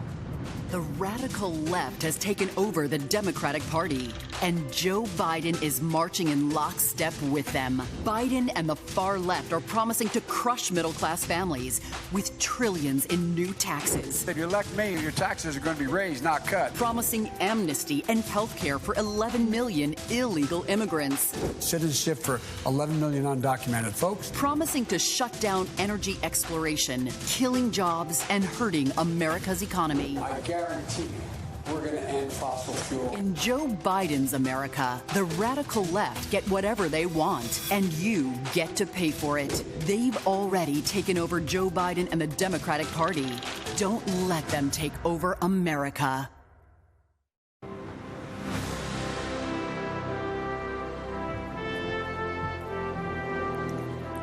Good evening.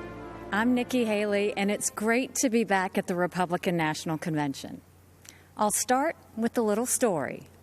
It's about an American ambassador to the United Nations, and it's about a speech she gave to this convention. She called for the re-election of the Republican president she served, and she called out his Democratic opponent, a former vice president from a failed administration. That ambassador said, and I quote, "Democrats always blame America first." The year was 1984. The president was Ronald Reagan, and Ambassador Jeane Kirkpatrick's words are just as true today.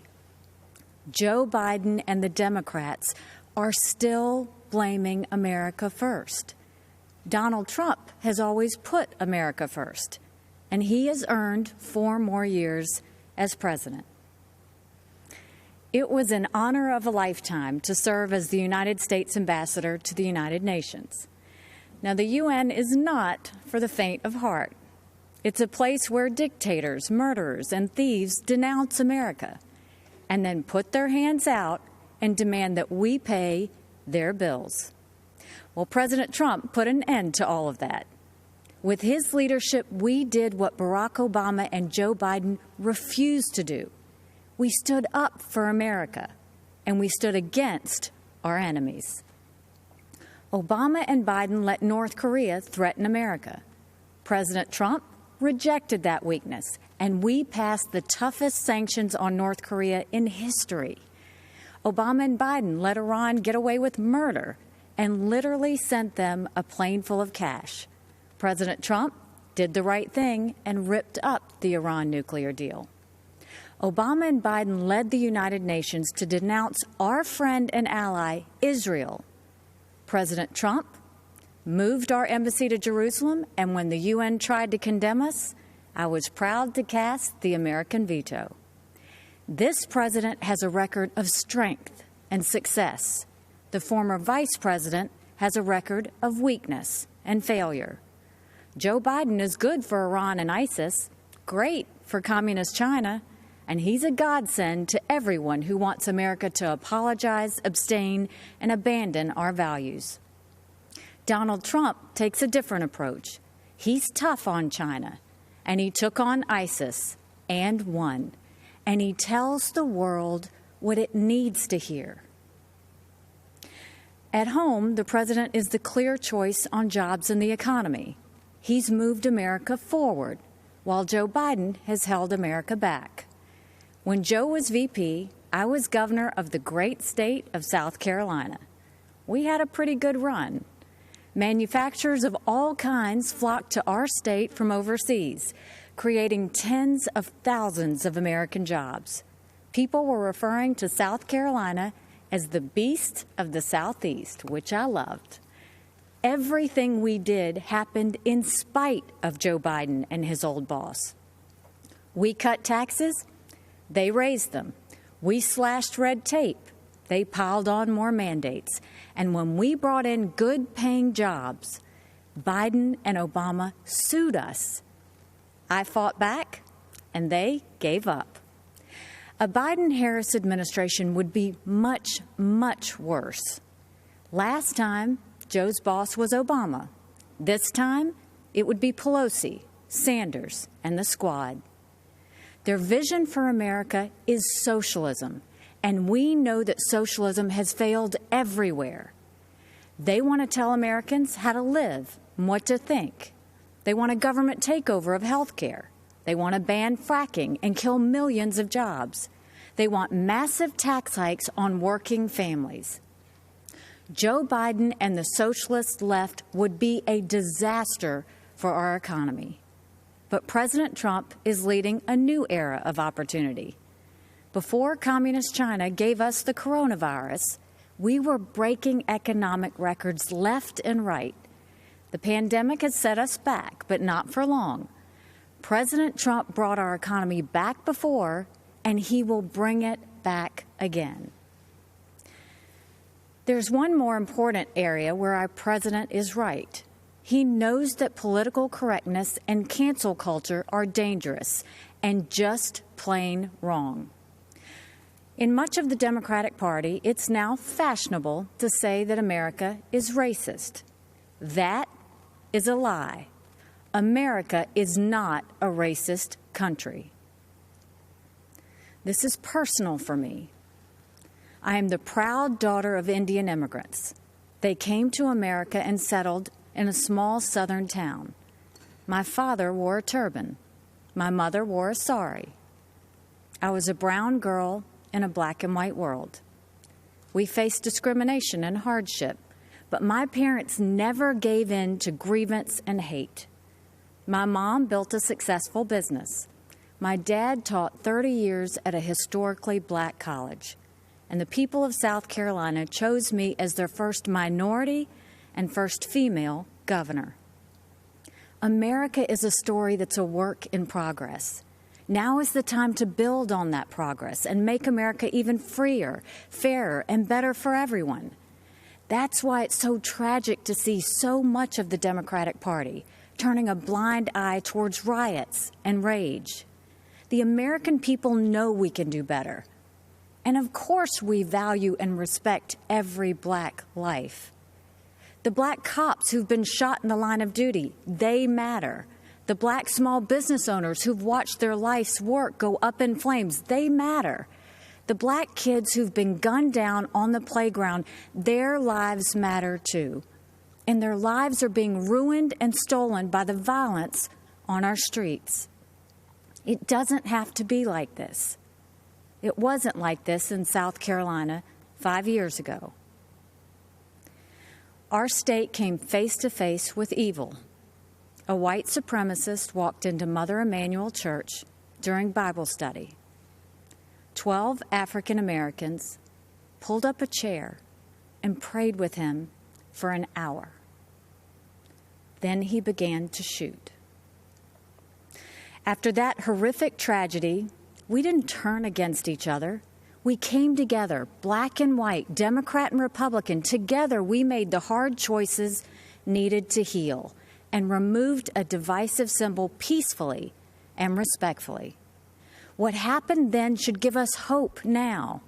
America isn't perfect, but the principles we hold dear are perfect. If there's one thing I've learned, it's that even on our worst day, we are blessed to live in America. It's time to keep that blessing alive for the next generation. This president and this party are committed to that noble task. We seek a nation that rises together, not falls apart in anarchy and anger. We know that the only way to overcome America's challenges is to embrace America's strengths. We are striving to reach a brighter future where every child goes to a world-class school chosen by their parents, where every family lives in a safe community with good jobs, where every entrepreneur has the freedom to achieve and inspire, where every believer can worship without fear, and every life is protected, where every girl and boy, every woman and man of every race and religion has the best shot at the best life. In this election, we must choose the only candidate who has and who will continue delivering on that vision. President Trump and Vice President Pence have my support, and America has our promise. We will build on the progress of our past and unlock the promise of our future. That future starts when the American people re-elect President Donald Trump. Thank you, good night, and may God always bless America.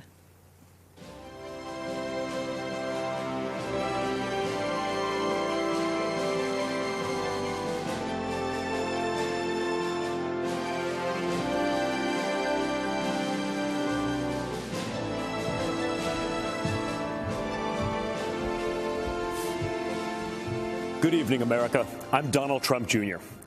We're here tonight to talk about the great American story, to talk about this country we all love, this land of promise and opportunity, of heroes and greatness. Just a few short months ago, we were seeing the American dream become a reality for more of our citizens than ever before. The greatest prolonged economic expansion in American history, the lowest unemployment rate in nearly 50 years. The lowest unemployment rates ever for Black Americans, Hispanic Americans, women, and pretty much every other demographic group. And then, courtesy of the Chinese Communist Party, the virus struck. The president quickly took action and shut down travel from China. Joe Biden and his Democrat allies called my father a racist and a xenophobe for doing it. They put political correctness ahead of the safety and security of the American people. Fortunately, as the virus began to spread, the president acted quickly and ensured ventilators got to hospitals that needed them most. He delivered PPE to our brave frontline workers, and he rallied the mighty American private sector to tackle this new challenge. There's more work to do, but there is a light at the end of the tunnel. Job gains are outpacing what the so-called experts expected. But Biden's radical left-wing policies would stop our economic recovery cold. He's already talking about shutting the country down again. It's madness. Democrats claim to be for workers, but they've spent the entire pandemic trying to sneak a tax break for millionaires in Democrat states into the COVID relief bill. Then they attacked my father for suspending the payroll tax for middle-class workers. In fact, if you think about it, Joe Biden's entire economic platform seems designed to crush the working man and woman. He supported the worst trade deals in the history of the planet. He voted for the NAFTA nightmare. Down the tubes went our auto industry. He pushed for TPP. Goodbye, manufacturing jobs. Beijing Biden is so weak on China that the intelligence community recently assessed that the Chinese Communist Party favors Biden. They know he'll weaken us both economically and on a world stage. Biden also wants to bring in more illegal immigrants to take jobs from American citizens.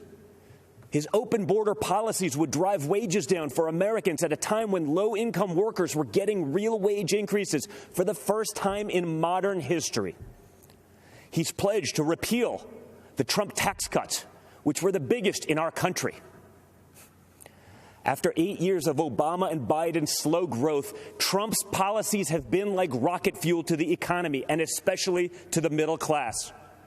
Biden has promised to take that money back out of your pocket and keep it in the swamp. That makes sense, though, considering Joe Biden is basically the Loch Ness Monster of the swamp. For the past half century, he's been lurking around in there. He sticks his head up every now and then to run for president. Then he disappears and doesn't do much in between. So if you're looking for hope, look to the man who did what the failed Obama-Biden administration never could do and built the greatest economy our country has ever seen. And President Trump will do it again. We will be stronger than ever because when we put our mind to it, there is no obstacle that America can't surmount. Except there's a difference this time. In the past, both parties believed in the goodness of America. We agreed on where we wanted to go. We just disagreed on how to get there. This time, the other party is attacking the very principles on which our nation was founded. Freedom of thought, freedom of speech, freedom of religion, the rule of law. Thomas Jefferson famously said, "I have sworn upon the altar of God eternal hostility against every form of tyranny over the mind of man." Our founders believed there was nothing more important than protecting our God-given right to think for ourselves. Now, the left, they're trying to cancel all of those founders. They don't seem to understand this important principle. In order to improve in the future, we must learn from our past, not erase it. So we're not going to tear down monuments and forget the people who built our great nation. Instead, we will learn from our past so we don't repeat any mistakes. And we will work tirelessly to improve the lives of all Americans. Joe Biden and the radical left are now coming for our freedom of speech. They want to bully us into submission. If they get their way, it will no longer be the silent majority. It will be the silenced majority. This has to stop. Freedom of expression used to be a liberal value, at least before the radical left took over. Now the Republican Party is the home of free speech, the place where anyone from any background can speak their mind, and may the best ideas win. People of faith are under attack. You're not allowed to go to church, but mass chaos in the streets gets a pass. It's almost like this election is shaping up to be church, work, and school versus rioting, looting, and vandalism. Or, in the words of Biden and the Democrats, peaceful protesting. Anarchists have been flooding our streets, and Democrat mayors are ordering the police to stand down. Small businesses across America, many of them minority-owned, are being torched by mobs. The Democrat mayors pretend it's not happening. They actually called it a summer of love. And that brings me to another important principle. Every American must be free to live without fear of violence in your country, in your communities, and in your homes. All men and women are created equal and must be treated equally under the law. That's why we must put an end to racism, and we must ensure that any police officer who abuses their powers is held accountable. What happened to George Floyd is a disgrace, and if you know a police officer, you know they agree with that too. But we cannot lose sight of the fact that our police are American heroes. They deserve our deepest appreciation. Because no matter what the Democrats say, you and I both know when we dial 911, we don't want it going to voicemail. So defunding the police is not an option. Everything starts with safety and security. You can't have anything else without it. You can't focus on building a better future for your children without the peace of mind that they can study safely in their classrooms, play safely in their neighborhoods, and sleep safely in their beds. But safety is only the beginning. Trump's America is a land of opportunity, a place of promise. I was fortunate enough to grow up in a family that could afford the best schools and the finest universities. But a great education cannot be the exclusive right of the rich and powerful. It must be accessible to all. And that's why my dad is pro-school choice. That's why he's called education access the civil rights issue, not just of our time, but of all time. It is unacceptable that too many African American and Hispanic American children are stuck in bad schools just because of their zip code. Donald Trump will not stand for it. If Democrats really wanted to help minorities and underserved communities, instead of bowing to big money union bosses, they'd let parents choose what school is best for their kids. They'd limit immigration to protect American workers. They'd support the police who protect our neighborhoods. They'd learn how to negotiate trade deals that prioritize America's interests for a change. They'd end the endless wars and quit sending our young people to solve problems in foreign lands. They'd cut taxes for families and workers. They'd create opportunity zones that drive investment into inner cities. In other words, if Democrats cared for the forgotten men and women of our country, they'd do exactly what President Trump is doing. America is the greatest country on earth, but my father's entire worldview revolves around the idea that we can always do even better. Imagine the life you want to have, one with a great job, a beautiful home, a perfect family. You can have it. Imagine the country you want to live in, one with true equal opportunity, where hard work pays off and justice is served with compassion and without partiality. You can have it. Imagine a world where the evils of communism and radical Islamic terrorism are not given a chance to spread, where heroes are celebrated and the good guys win. You can have it. That is the life. That is the country. That is the world that Donald Trump and the Republican Party are after. And yes, you can have it. Because unlike Joe Biden and the radical left Democrats, our party is open to everyone. It starts by rejecting radicals who want to drag us into the dark and embracing the man who represents a bright and beautiful future for all. It starts by re-electing Donald J. Trump, President of the United States. Thank you, and God bless America.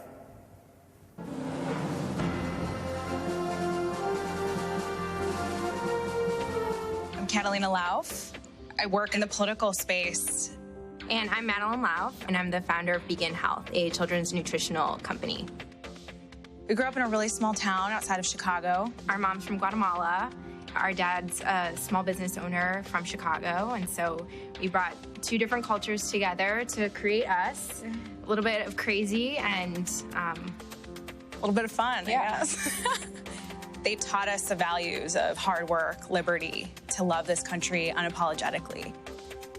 Our dad is a beekeeper and just had so many different things out in the countryside, and it was just such a sweet, We grew up selling honey at farmers markets, so my line was, have you ever been stung by a bee? But really, it was teaching us, again, entrepreneurship, small business, self-reliance, and that we're the ones that need to put in the hard work to get what we want.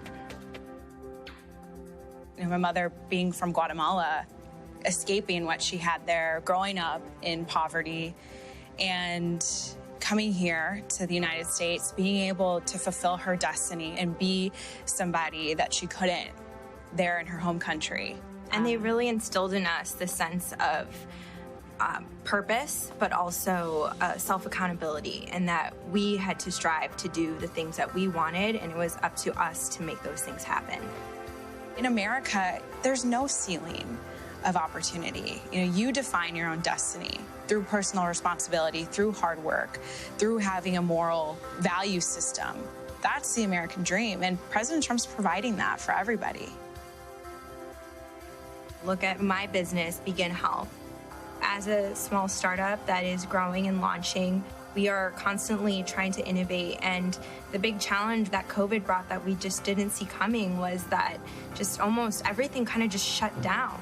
And when you are a small startup and you have limited funding, and the funding is really only to kind of get you to that next milestone, we were really struggling. And so we were able to apply for a PPP loan, which really helped allow us to continue hiring and working and developing our products so that we could ultimately still launch. It's now more than ever so important to have a president and an administration that understands that small business is the backbone of our economy. Tax Cuts and Jobs Act was huge. Manufacturing, deregulation, fair trade. These are things that affected real Americans. We have a champion in the Oval Office who has this business background. He actually understands the need for small businesses like my sisters to survive.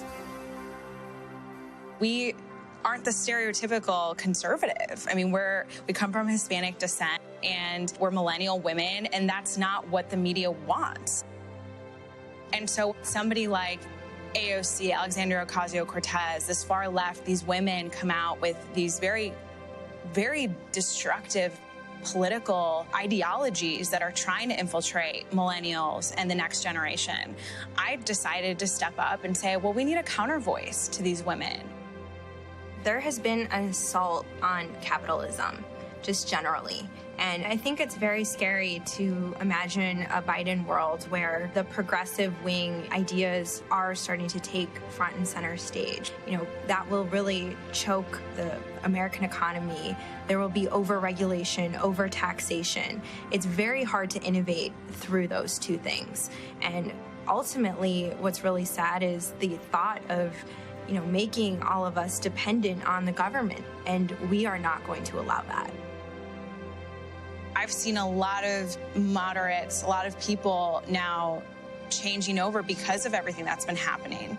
This is a taste of Biden's America. I mean, the rioting, the crime, freedom is at stake now, and this is going to be the most important election of our lifetime. We want to preserve the America that our mother came here for. Having a thriving economy, that is keeping America great, and President Trump has delivered on that promise.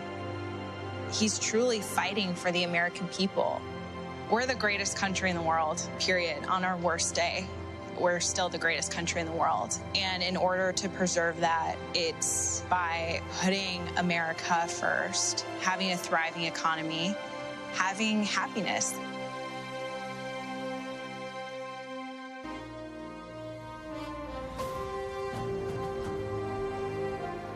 Good evening. I'm Senator Tim Scott from the great state of South Carolina. To all of you tuning in and participating in the political process, God bless you. This isn't how I picture tonight, but our country is experiencing something none of us envisioned. From a global pandemic to the deaths of George Floyd and Breonna Taylor, 2020 has tested our nation in ways we haven't seen for decades.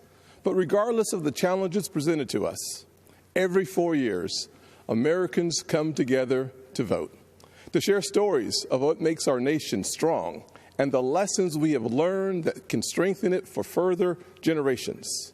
Because while this election is between Donald Trump and Joe Biden, it is not solely about Donald Trump and Joe Biden. It's about the promise of America. It's about you and me, our challenges and heartbreaks, hopes and dreams. It's about how we respond when tackling critical issues like police reform, when Democrats called our work a token effort and walked out of the room during negotiations because they wanted the issue more than they wanted a solution. Do we want a society that breeds success or a culture that cancels everything it even slightly disagrees with?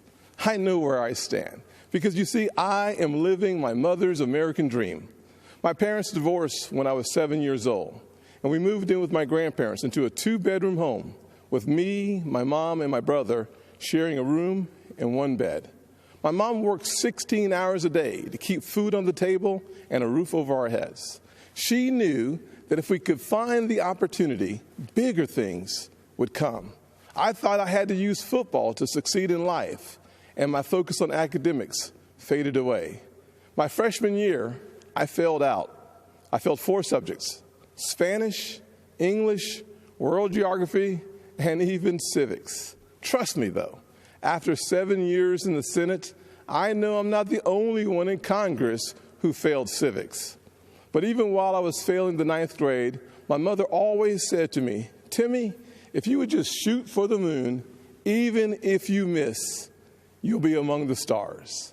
She never lost faith in me, even when I lost faith in myself. Because of her encouragement, I went to summer school and caught up. The next year, I met my mentor, John Moniz, a Chick-fil-A operator. John saw something in me that I could not see in myself and started teaching me valuable life lessons. Like having a job would be a good thing, but creating jobs would be even better. That having an income could change my lifestyle, but creating a profit could change my community. He planted the seeds of what would become Opportunity Zones. This initiative that the President and I worked together on is now bringing more than $75 billion of private sector investment into distressed communities.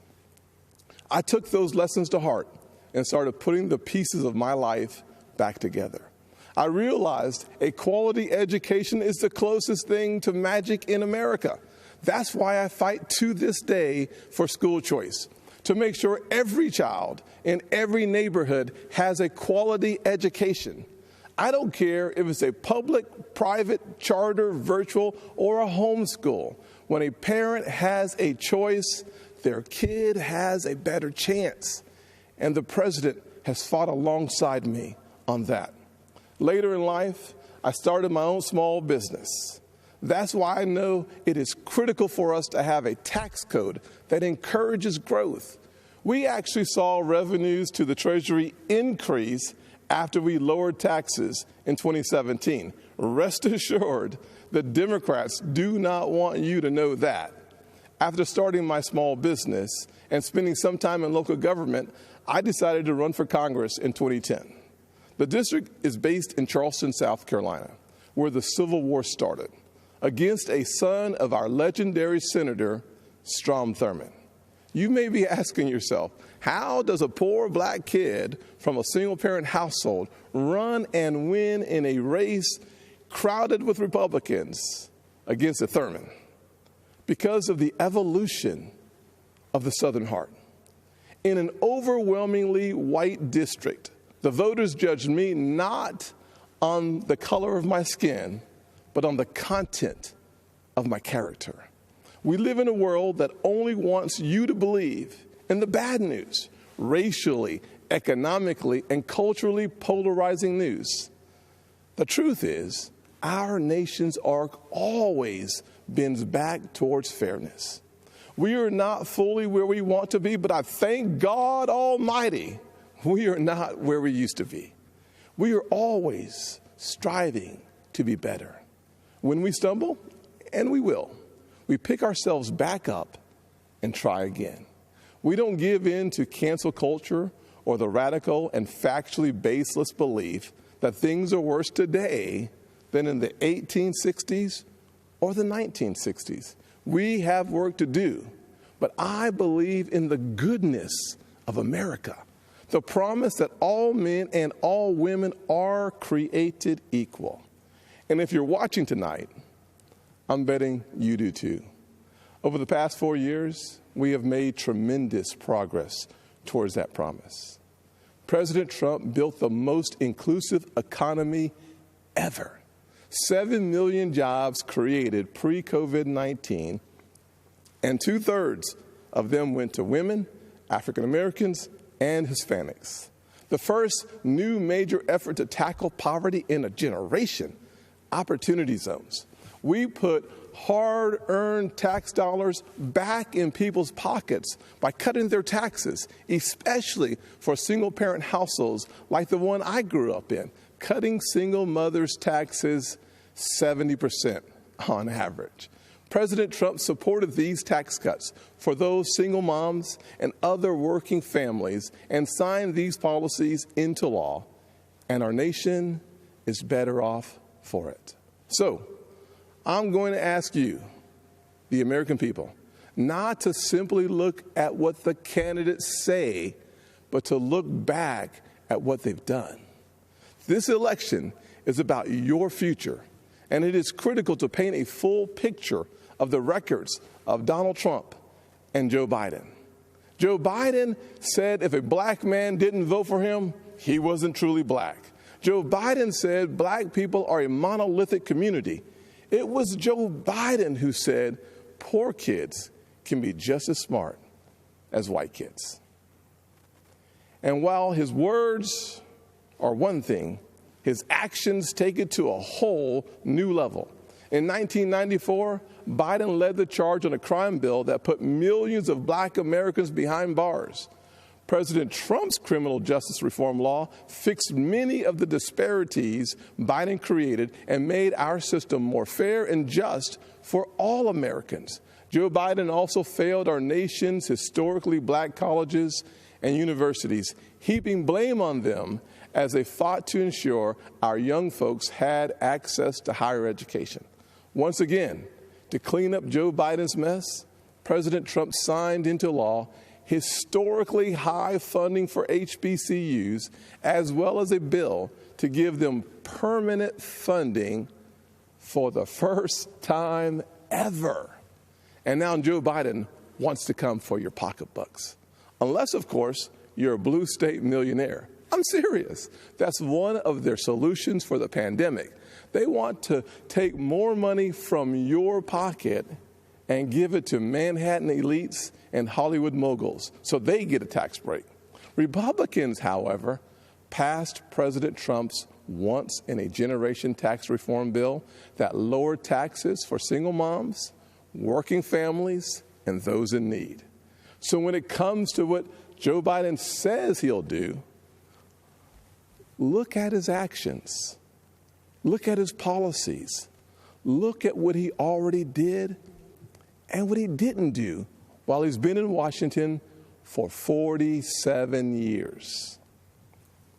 Ladies and gentlemen, people don't always see those failures because they think we're having a policy debate on two sides of an issue. That is not what is happening. Our side is working on policy, while Joe Biden's radical Democrats are trying to permanently transform what it means to be an American. Make no mistake, Joe Biden and Kamala Harris want a cultural revolution, a fundamentally different America. If we let them, they will turn our country into a socialist utopia. And history has taught us that path only leads to pain and misery, especially for hardworking people hoping to rise. Instead, we must focus on the promise of the American journey. I know that journey well. My grandfather's 99th birthday would have been tomorrow. Growing up, he had to cross the street if a white person was coming. He suffered the indignity of being forced out of school as a third grader to pick cotton, and he never learned to read or write. Yet, he lived long enough to see his grandson become the first African American to be elected to both the United States House and the United States Senate in the history of this country. Our family went from cotton to Congress in one lifetime. And that's why I believe the next American century can be better than the last. There are millions of families just like mine all across this nation, full of potential, seeking to live the American dream. And I'm here tonight to tell you that supporting the Republican ticket gives you the best chance of making that dream a reality. God bless you. And Father, please continue blessing the United States of America. God bless.